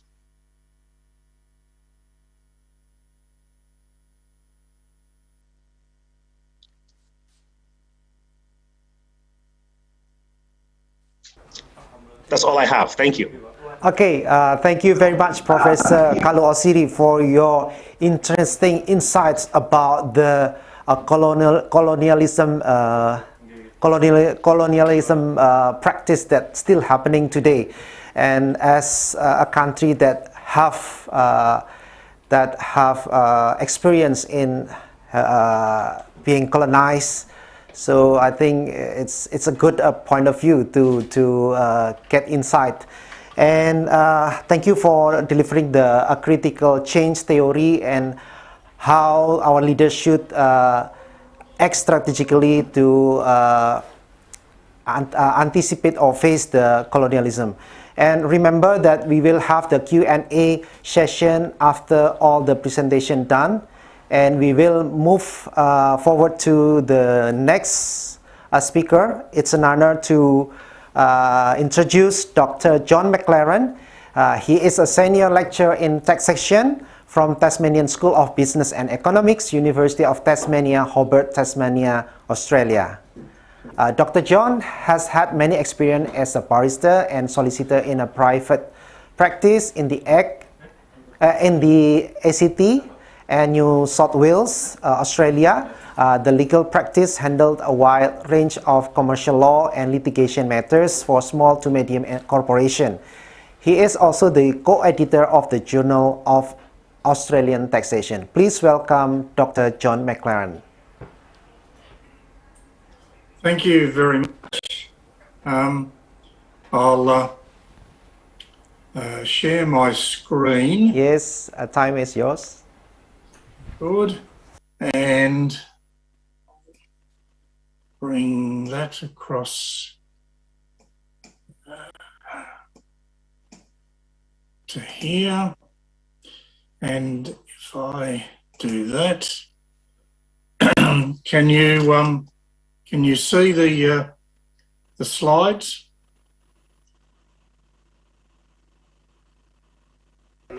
Not yet. You're not able to yet. Wait a minute.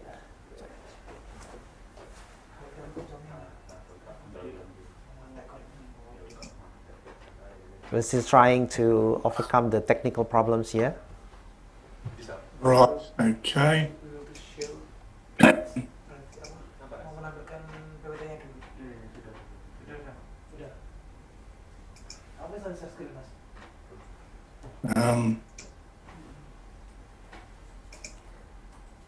It still doesn't work.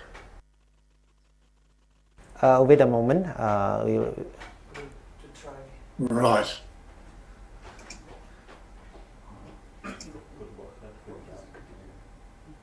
Have you shared your slides there, Dr. John? Look, I thought I had.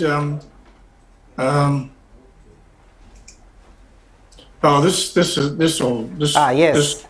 This should It work. should Yeah, now. sorry, my mistake.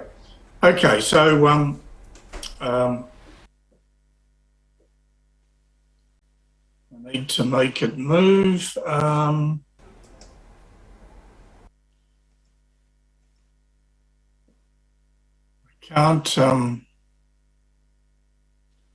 can't move the slides. I'm sorry.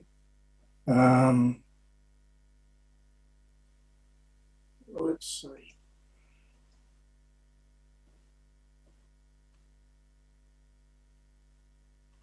No. Oh, yes, here we are. Yes. So if you could go to the next slide for me. Look, what I really wanted to talk about was the pandemic, COVID-19, and the impact that taxation is having as a result of the pandemic, and where the future is in terms of the recovery and the role that taxation has in that recovery. Basically, what I wanted to point out just with this slide was that every country, governments have now gone into further debt to cover the cost of medical equipment, cost of vaccines, the cost of testing, the fact that businesses have slowed down, therefore the amount of revenue being collected from taxation has reduced. And as a result of that, the economies coming out of the pandemic need to be stimulated. So the last thing we want is for governments to increase taxes or to bring about new taxes. But there are two aspects that I think that should lead that recovery. One is the fact that the OECD G20 nations have made some very good progress in relation to the base erosion and profit shifting anti-avoidance measures, particularly with pillars 1 and 2. And secondly, the OECD is advocating that now should be more stimulus put into reskilling the workforce to start to really develop innovation and technology in every country. So if we go to the next slide, I just wanted to give you a little very brief background.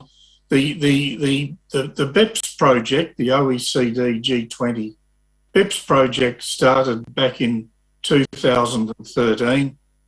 There were 15 action plans that they proposed, and all of it was because of multinationals, and we know who they are. We use them for social media. We buy different digital equipment, and these multinationals were able to use different tax laws in different countries and to virtually avoid paying any tax that they should have been paying. Now, as we know, our economies are becoming very digitalised, and therefore the BEPS project was designed to try to tax these multinationals. We go to the next slide.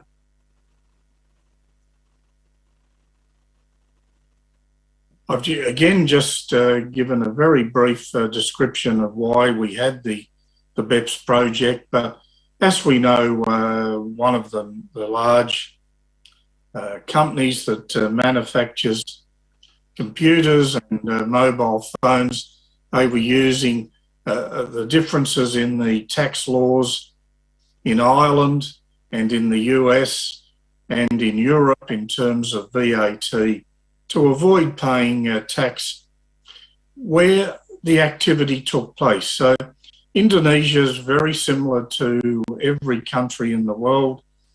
You have citizens who are using these digital technologies, the digital equipment, but instead of tax being paid on the profits made in those countries, these multinationals were able to avoid that by shifting profits due to arrangements with the intellectual property that they had using low tax countries. Now, the next slide, thank you.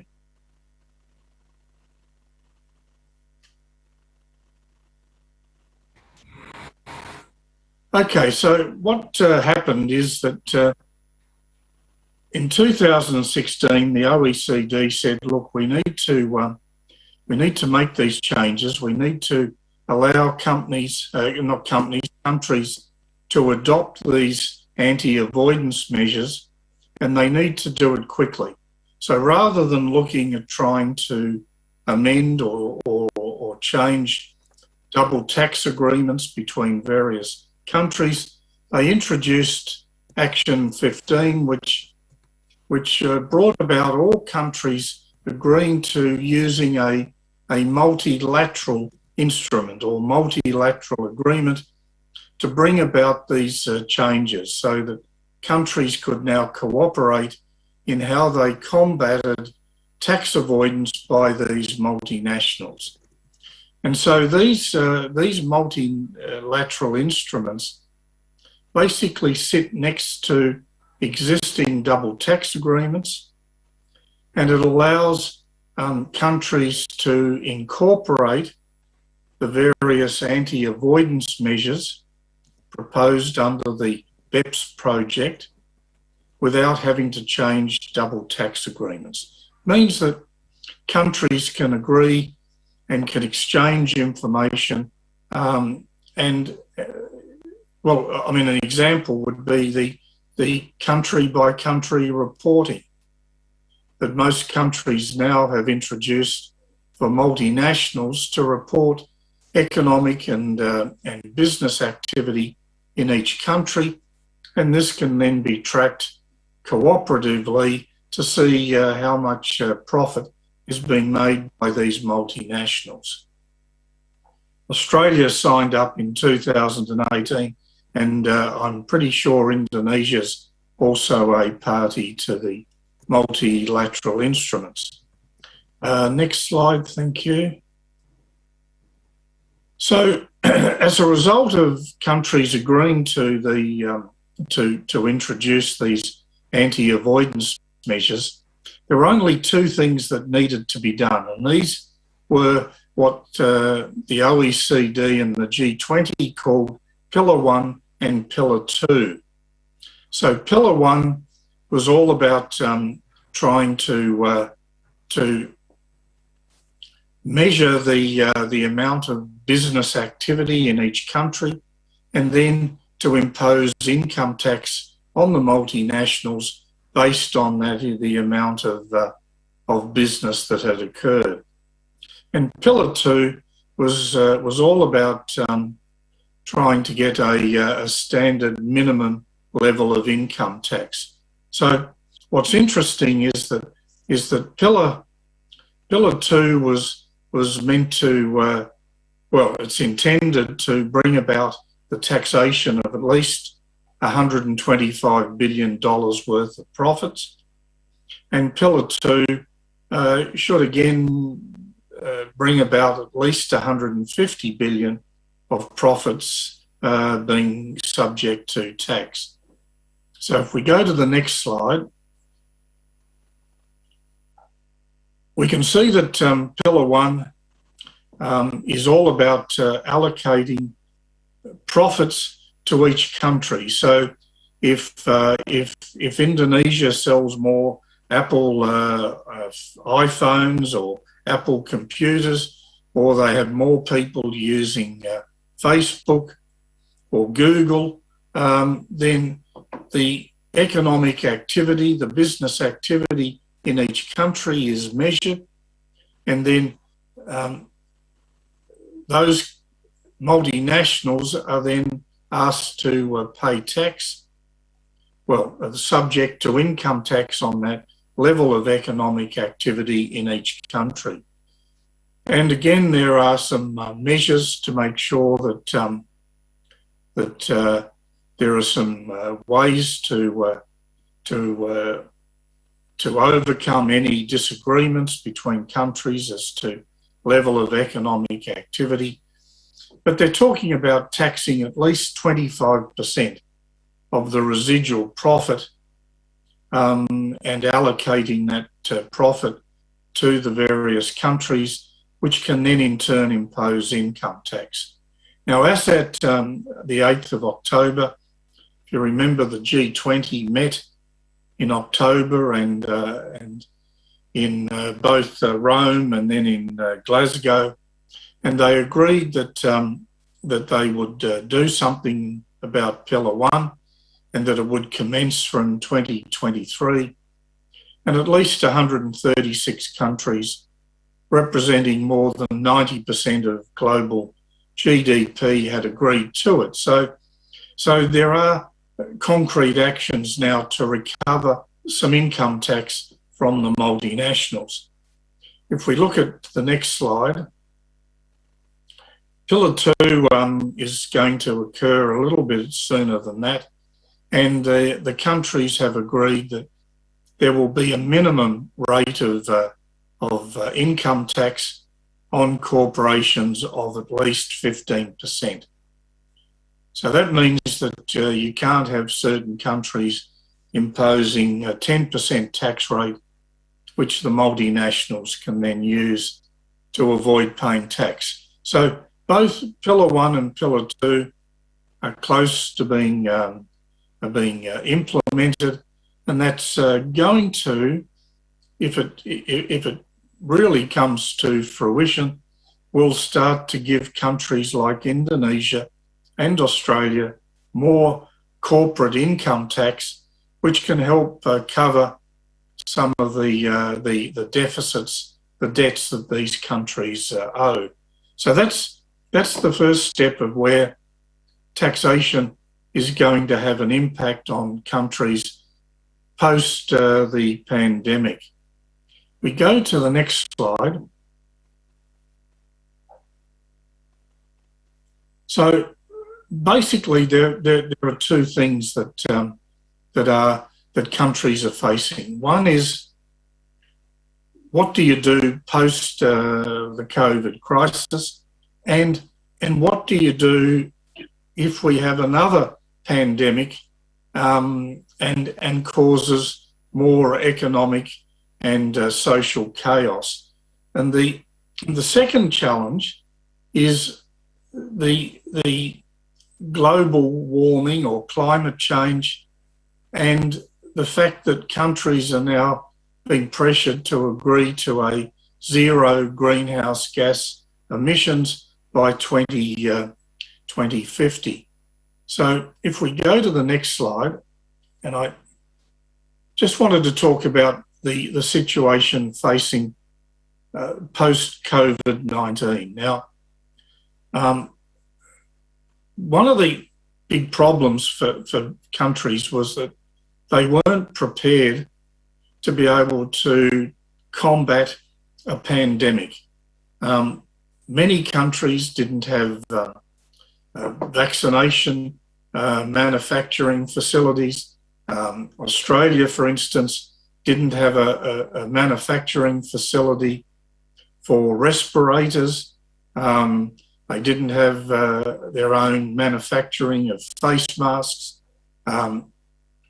protective clothing for hospital workers. And so what's happened is the spotlight now is on countries to say, okay, if we're going to have future pandemics, let's start to give the private sector manufacturing some tax incentives to now develop those industries, so that if we need a vaccine, we can actually make a vaccine, even if it's under license to Pfizer or AstraZeneca. At least we can do it in our own country and do it very quickly.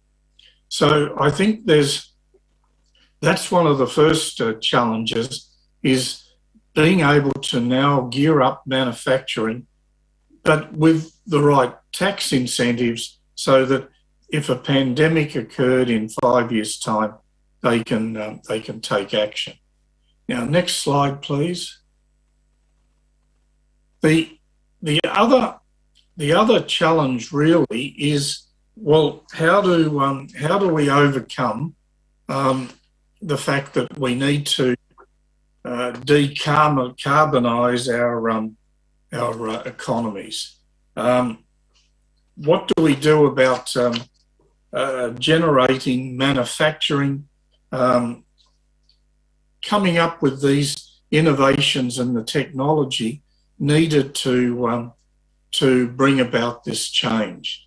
So are we going to have a carbon trading scheme, an emission trading scheme? Indonesia is looking at the deforestation issues. So again, this is one of the challenges that I think the tax system can have a very important role in stimulating innovation and development. If we can go to the next slide, and I'm very close to the end. It seems to me that that there are a couple of things we need to do. One is, governments definitely don't want to start increasing taxes, but they need to start looking at taxes that go beyond just the normal research and development tax incentives, the capital allowances that stimulate the economy, stimulate investment. These tax policies need to be designed for small, medium and large enterprises. They need to be designed to encourage entrepreneurs to start developing and they need to encourage investment in producing a very well-educated and technologically very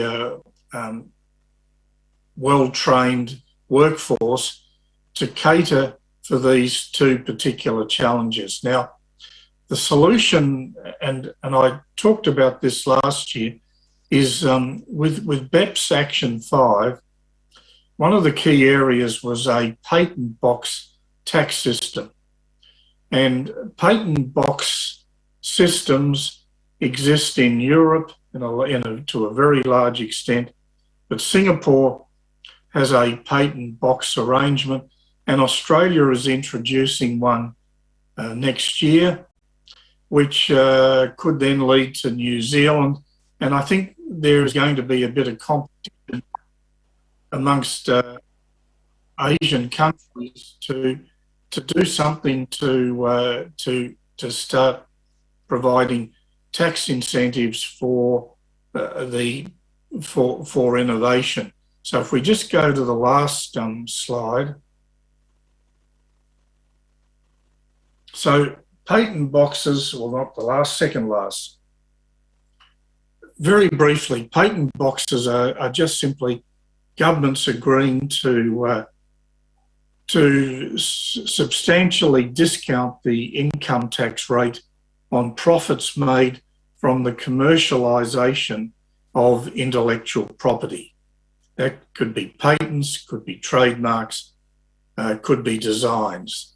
Now, basically, research and development is at the back end of innovation, of encouraging companies to invest in innovation.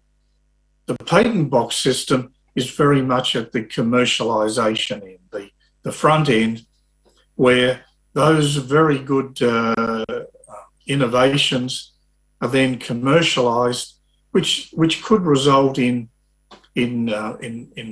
exports, in profits, a whole range of things. And if we just now go to the last slide. So the last slide really is my view on what countries through their tax system need to be looking at. One is that if we have incentives to encourage innovation and specialised manufacturing, we can encourage companies to be ready for a future pandemic, to be able to produce the specialised medical equipment and vaccines for a future COVID-19. And secondly, governments can encourage the private sector, the manufacturers, and the clever people, the universities, to really start looking at how they can have a very substantial impact on climate change and how to come up with the new technologies that will reduce the carbon footprint, that will in fact ensure that all nations become carbon neutral by 2050. So that's all I want to say. I think a patent box system is possibly one of the solutions for all of this. Okay, that's it from me.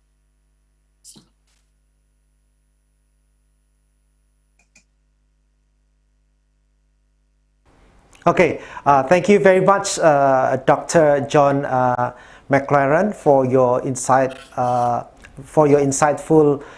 presentation. And we have discussed about the rise of the digital transaction during the pandemic, but it also creates new problems to the global taxation because we have transaction across border, and it is usually hard to detect. So there's have been tax evasion, and also you have also mentioned about the BEPS, and we will discuss in more detail after the last but not least presenters. My own colleague from University of Brawijaya, Dr. Muhammad Iqbal. It's an honor to introduce Dr. Muhammad Iqbal, SSMIB, DBA. He is the head of Business Administration Department, Faculty of Administrative Science, Universitas Brawijaya, Indonesia. He is also Associate Professor in Organization Studies, Knowledge Management, and Financial Literacy. He has concern to study about business innovative and strategy. Those issues has been written in his research publication in 2019 until present. And from the previous presenters up to the third presenters have been talking about innovation and entrepreneurship. And now, please welcome Dr. Muhammad Iqbal for his presentation. Good morning, good afternoon. Can you hear my voice? Yes, Agung? Pak Iqbal, very clear. Okay. You may proceed. Good morning and good afternoon to our colleague, to our peers, and good afternoon for my colleagues, Dr. John McLaren from Australia. I think it's a very good morning or very good evening for Dr.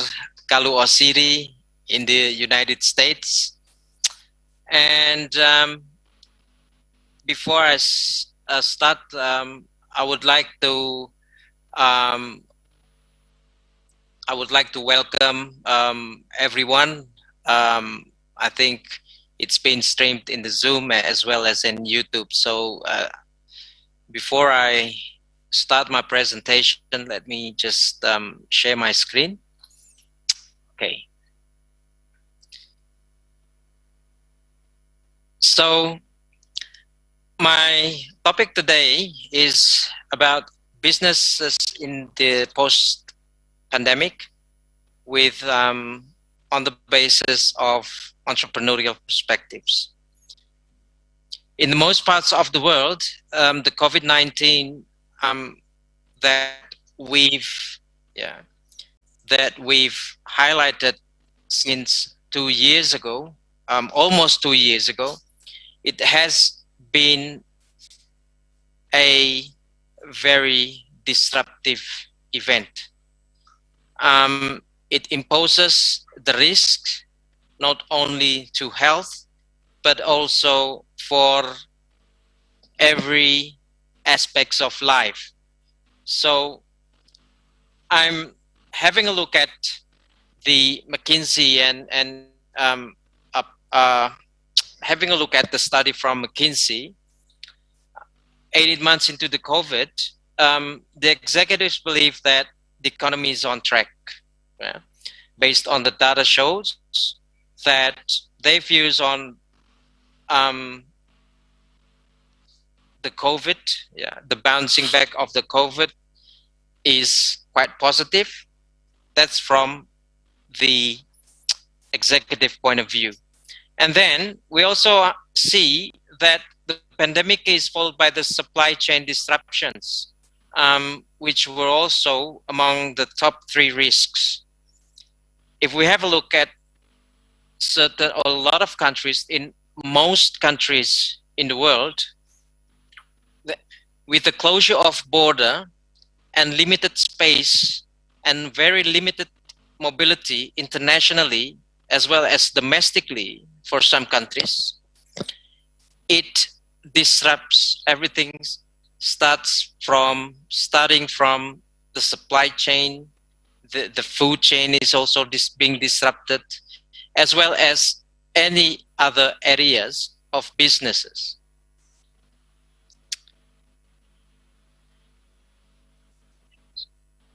And having a look at the data in Asia, the economic growth is being predicted to a 7.3% growth this year. Yeah, that's being recorded and being reported by the Asian Development Bank, wherein most economies in Asia will see a healthy growth in 2022. That's the prediction.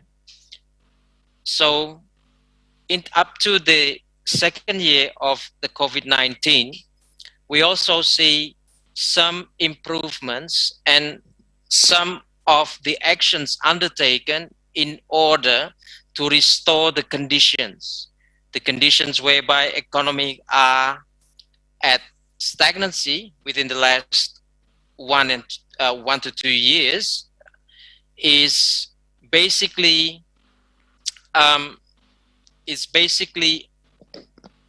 setbacks, for countries, because this coronavirus has brought to a standstill in every aspects of the economies. And what about Indonesia? The business conditions in the context of Indonesia. So internationally, well, it's globally, regionally, as well as domestically, we cannot put aside the impact of what the COVID-19 have to the economy, especially for the micro, ultra-micro, small to medium enterprises. Based on the survey conducted by the Bureau Statistics of Indonesia, it was found that the majority of SMEs reported a decrease in income, and these are the 6 top business sectors that have been influenced by the COVID-19 event. So accommodation and drinks, we also see that tourism, hospitality has been affected much. There are no international travels for companies such as the airline industry. It really hits them very hard. Almost every airline is in the world is impacted by COVID. Not only by the disease, but the implications that people have very limited mobility, and they cannot travel worldwide. So this is one of the example in the global context whereby COVID-19 has brought the economic standstill and has affected a lot of businesses. And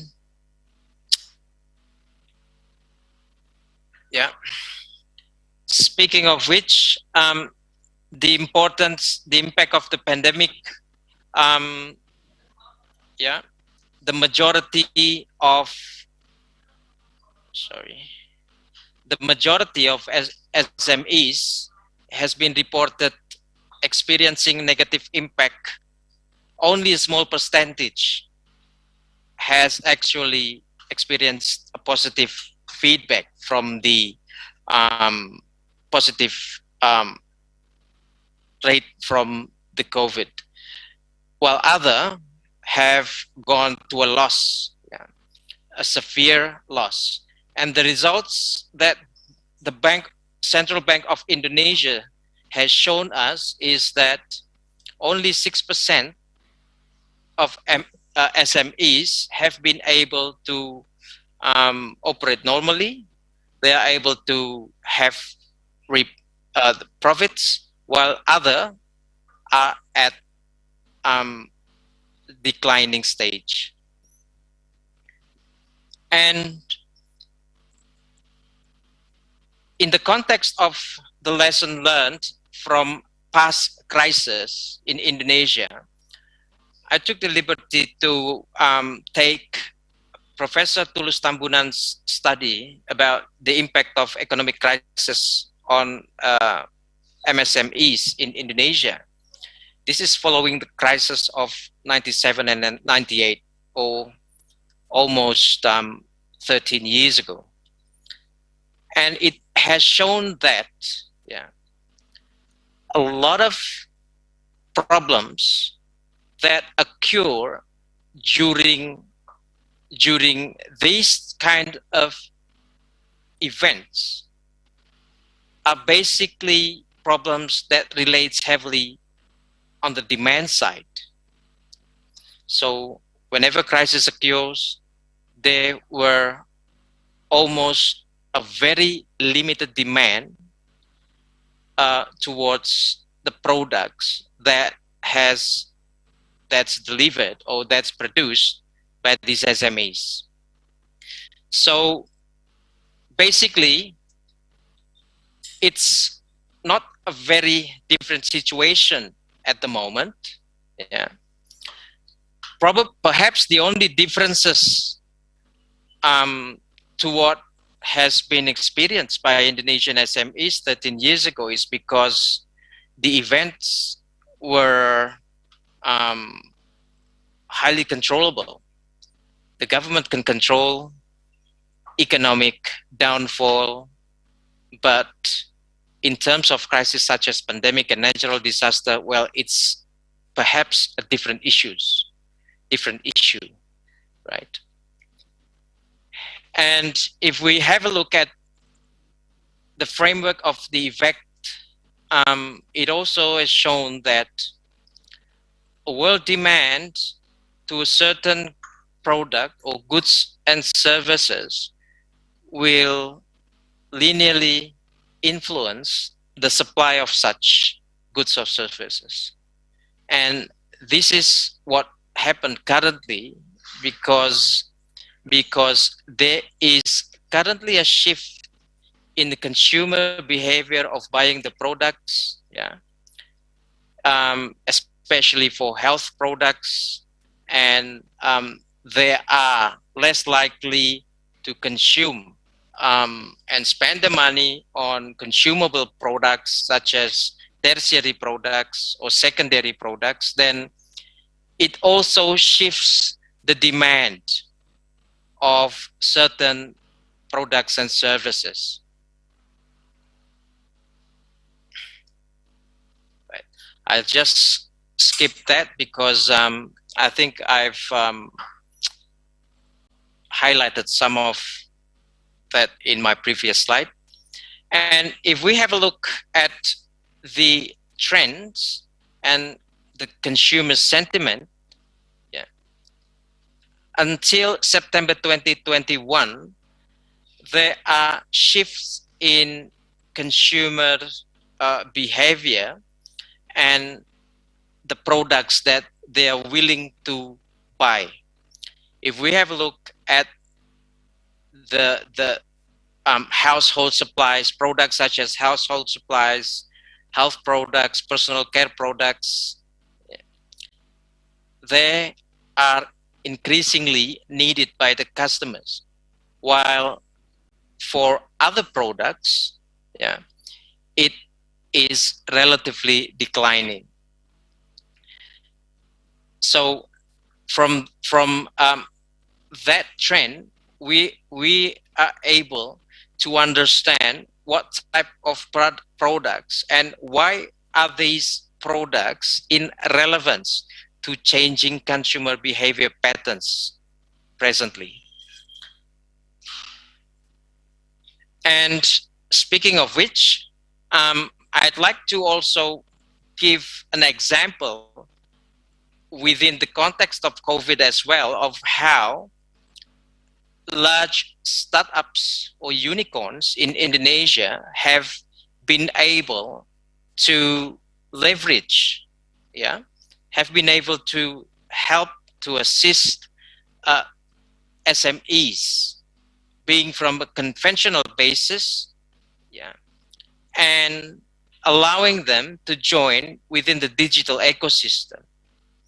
So the data released by the Gojek shows that during the COVID and pandemic, COVID-19, during the pandemic, there are at least 120,000 new ultra micro enterprises that has joined the Gojek ecosystem, digital ecosystem.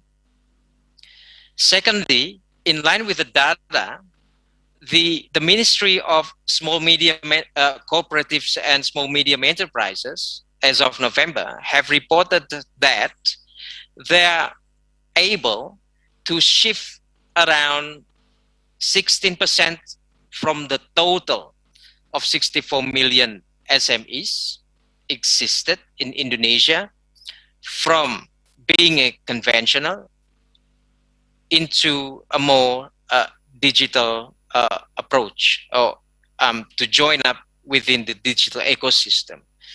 So we can see from these numbers that actually not all of the SMEs in Indonesia are affected much because they are willing to switch, to make the switch. They are willing to make the shift. They are willing to make the shift with the help of these giant technological companies in Indonesia, such as Gojek and Tokopedia.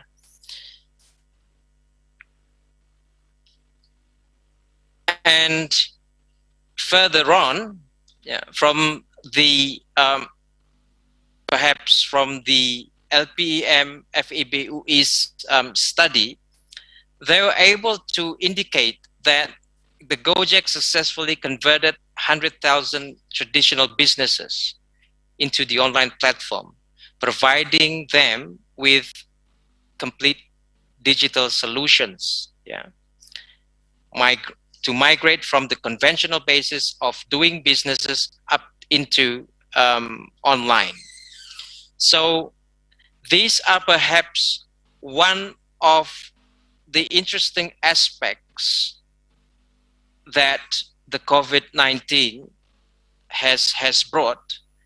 It has brought not only the risks to health, but also it forces people, it forces business entities to shift not only the focus, but also the mindset, to be much more agile, to be much more innovative.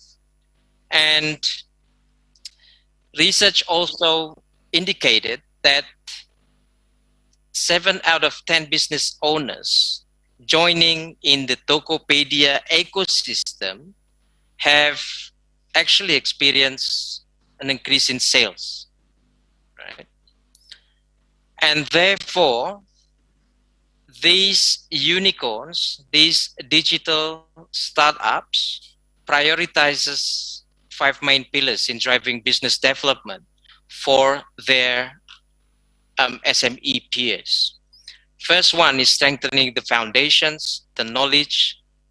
Of course, these businesses, these digital businesses will then drive these SMEs to focus more on the consumer needs. Expanding data utilization, using artificial intelligence, as well as implementing a framework that's financially adaptable or optimum. And I also have the context of VUCA, yeah, the volatility, uncertainty, complexity, as well as ambiguous, which was later on being coined, this term, into another acronym, which is vaccine. This was actually highlighted in 2015, so before the pandemic. But if we have a look at the context of volatility, uncertainty, the COVID-19 nowadays, what we experience now is perhaps an uncertainty. Yes, it's bringing businesses to in a fragile context, yeah, especially for those who aren't innovative. Yeah, the creativity as well as network is also being suggested, being one of the very important aspect in order for those businesses, especially for small and medium-sized enterprises, to continuously grow and adapt to a new situation or new normal. So in that way, small businesses are able to resiliently continue their business and grow sustainably. Perhaps that's all from my discussion. I'll hand it back the time to our moderator, Dr. Agu. Thank you very much.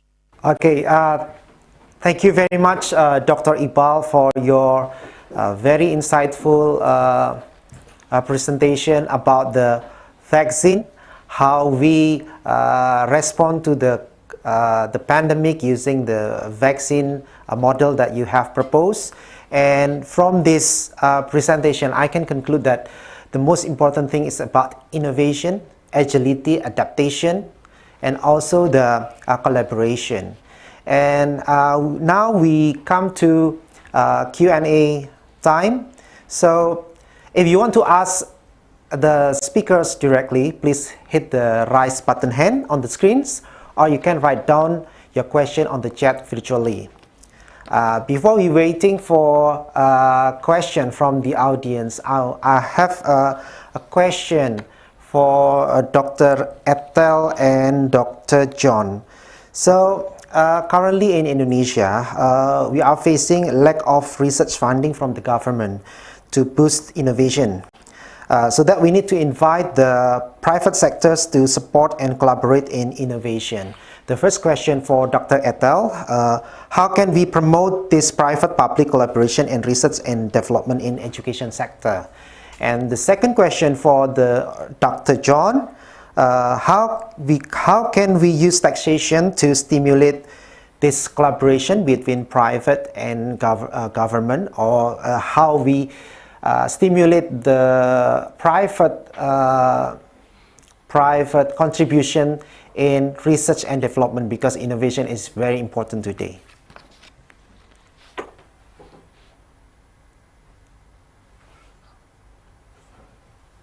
Thank you very much. Shall I answer the first question? Yes, please, Dr. Ethel. Okay, I'll make it brief and simple. So actually, I also come from university before joining CEMEO, and up to now, I'm still teaching at the University of the Philippines. So I'm always on this advice for universities.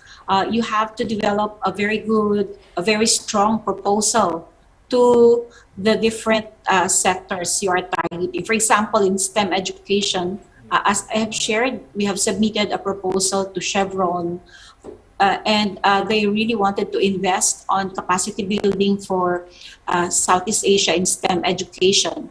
So, and then our Center for STEM Education did marvelous job in lining up all the activities and capacity building and research programs to strengthen STEM ed in Southeast Asia. And then we partnered with many universities from Thailand and others, of course, coming in soon to have some collaborative work on R&D funded by Chevron. The biggest thing always in getting partners is a very good proposal, packaging of collaborative areas where you will be, always co-sharing. It's not just, they will be giving without the universities putting in some resources, even technical assistance or technical or manpower. It should be costed. And from my experience in the universities also, private and public universities can submit proposals to the ministries of education. There are research funds, but they have to be submitted. And sometimes we bid for them, right? We do we market our proposal to different ministries of education or higher education for that matter, or companies, so that we can bag this partnership. So a very strong, a very good, responsive and relevant and mutually beneficial proposal. We should bear that in mind. Did I answer the question? And I will throw the other response to Professor Dr. John. Okay, thank you, Dr. Ethel. We can proceed to Dr. John McLaren. Look, I think the question was sort of talking about private and public research and development and how you stimulate that. Look, I mean, obviously, the government sector doesn't pay tax. So, to some extent, government sectors should be collaborating with private sectors to perhaps create innovation and developments. But look, for the private sector, I think they're very much driven by tax benefits that flow from doing anything, and while we need both sectors, to me, I think the big danger is, and the big challenge is, that all countries have to get cleverer than what they were. They really have to start promoting and embracing innovation and education, for that matter, just to be able to compete with other countries and not be left behind, particularly the challenges that are facing us with climate change and more recently with the pandemic. So I hope that sort of answers it. I'm not sure. Okay, thank you, Dr. John McLaren. Do we have another question from the audience? Is there any question from the audience? Not yet? Okay. We can move to the next question to Associate Professor Kalu Osiri. The social problem that we face today is very big, so that no single individual, organization, or even countries can handle the problem in isolation. So we need to collaborate. However, as you presented previously, that it apparently that there is power gap between the developed or superpower countries with the developing or the third world countries. So how can a leader act strategically to avoid such colonialization that you mentioned? Thank you, Associate Professor Kalu Osiri. Yes, it is indeed a very complex world that we find ourselves. it appears as if we are in a post-colonial era, but we are still feeling every bit of colonialism. I mentioned in my talk that some countries, some poorer countries, when they go for loans from the World Bank, IMF, these international banks, they are given stipulations on how they can invest their money. We were just talking about research in education, for example, how countries should prioritize research in STEM.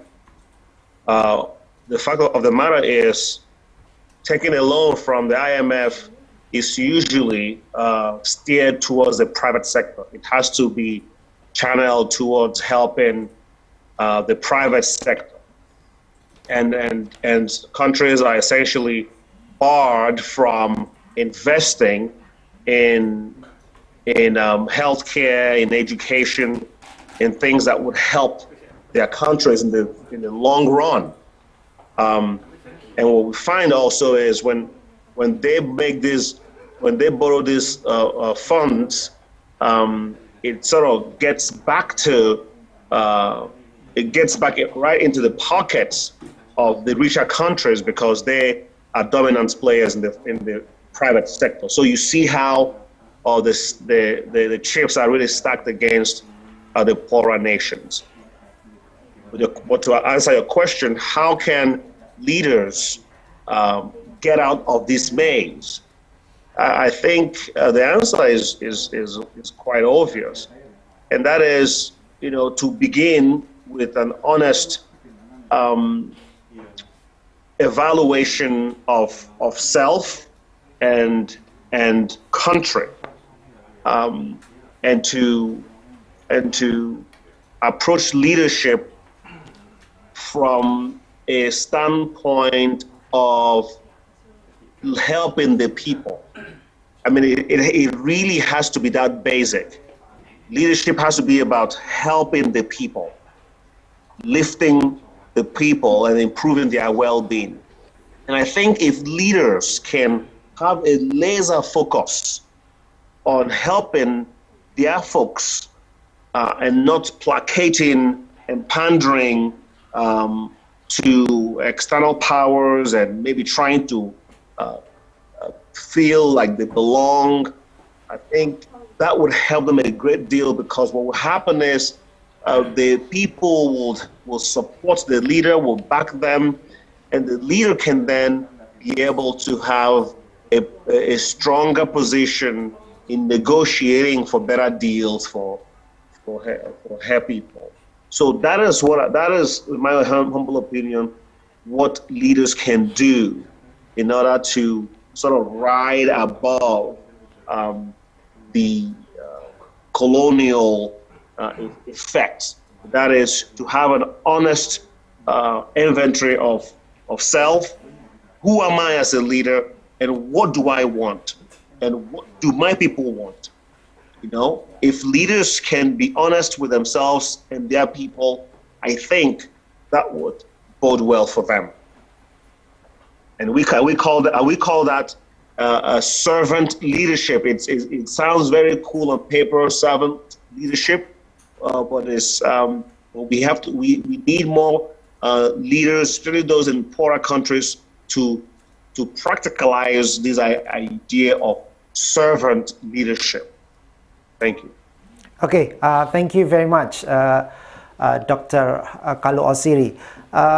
Do we have question from the audience? Not yet? Okay. We will have a question for Dr. Muhammad Iqbal. You mentioned in the vaccine that the thing that we need to do to respond to the pandemic is innovation. And when we talk about small medium enterprise, they usually lack of resources. And when we talk about technological innovation, sometimes we need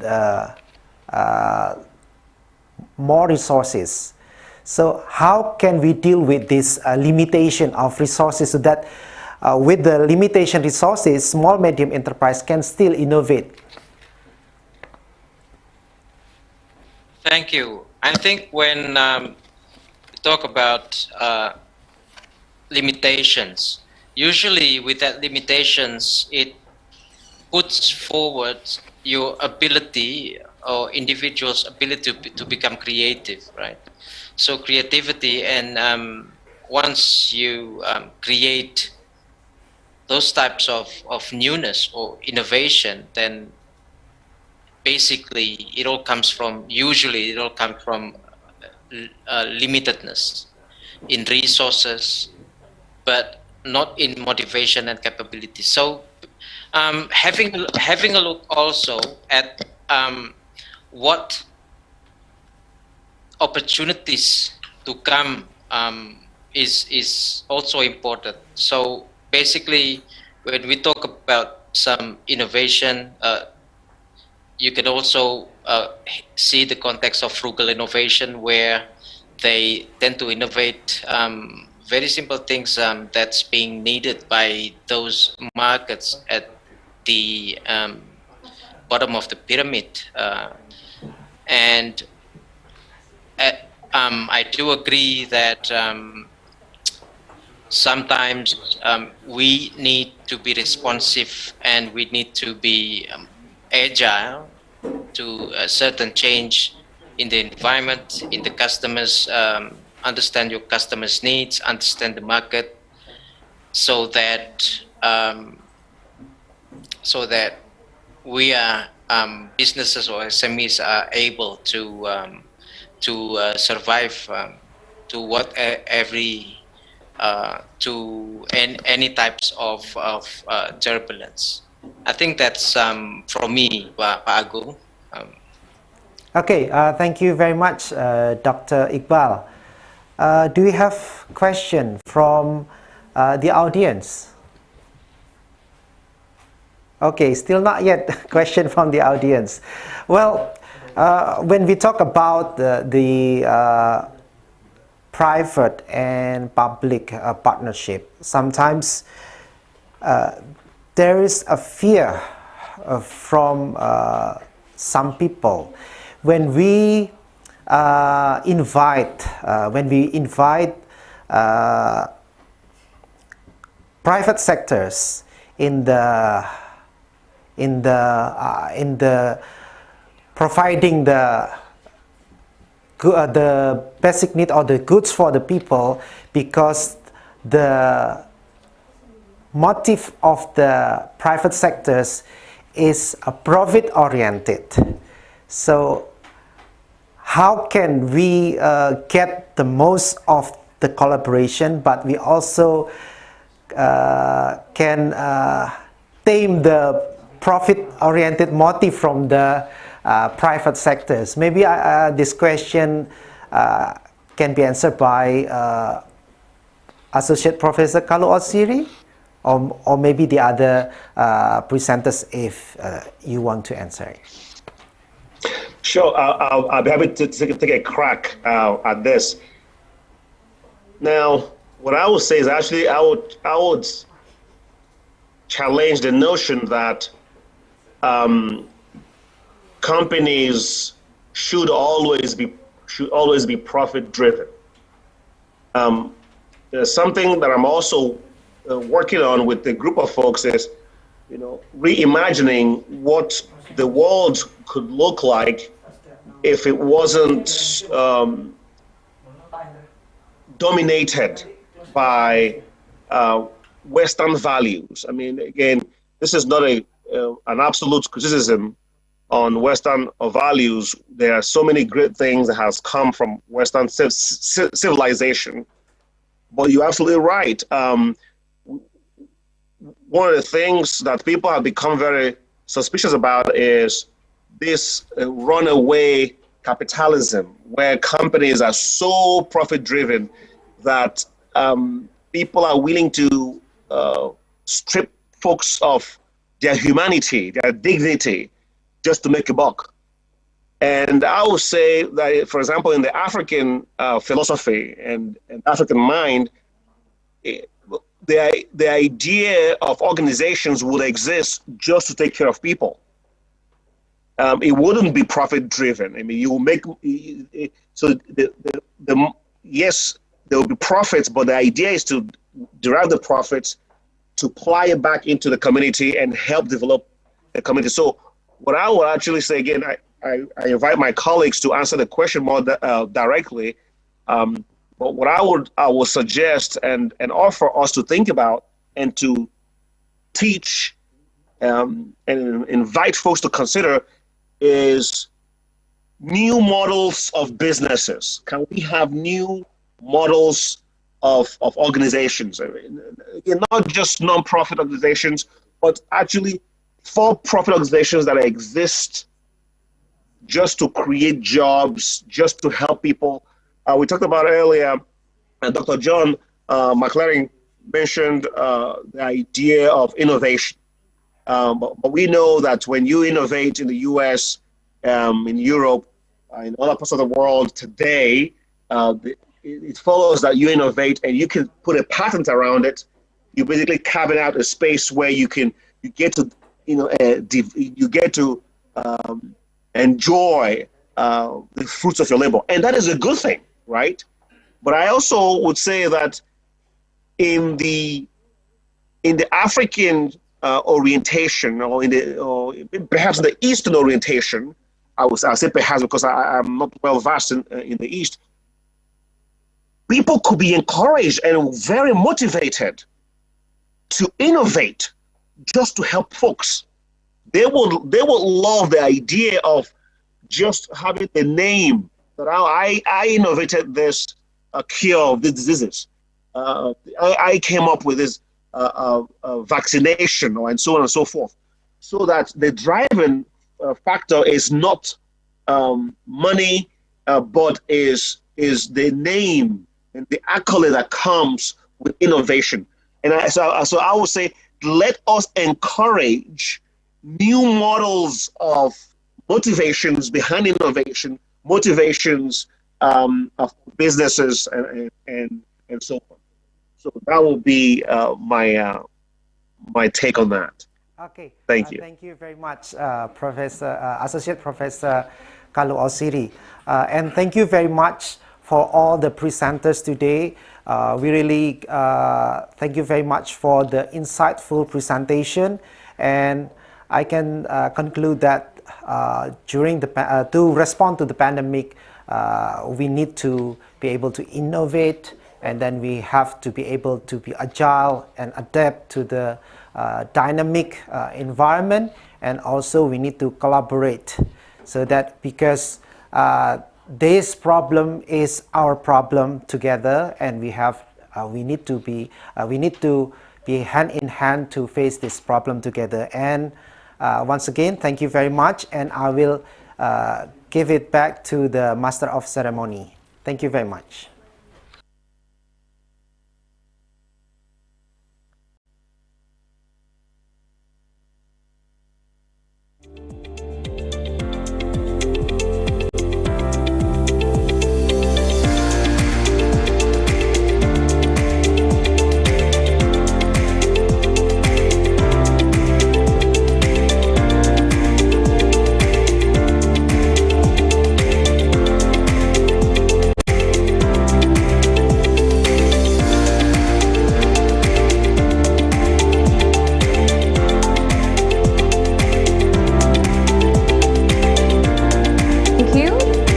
Ladies and gentlemen, now we have come to the end of our second day webinar session of the 4th AICoBPA.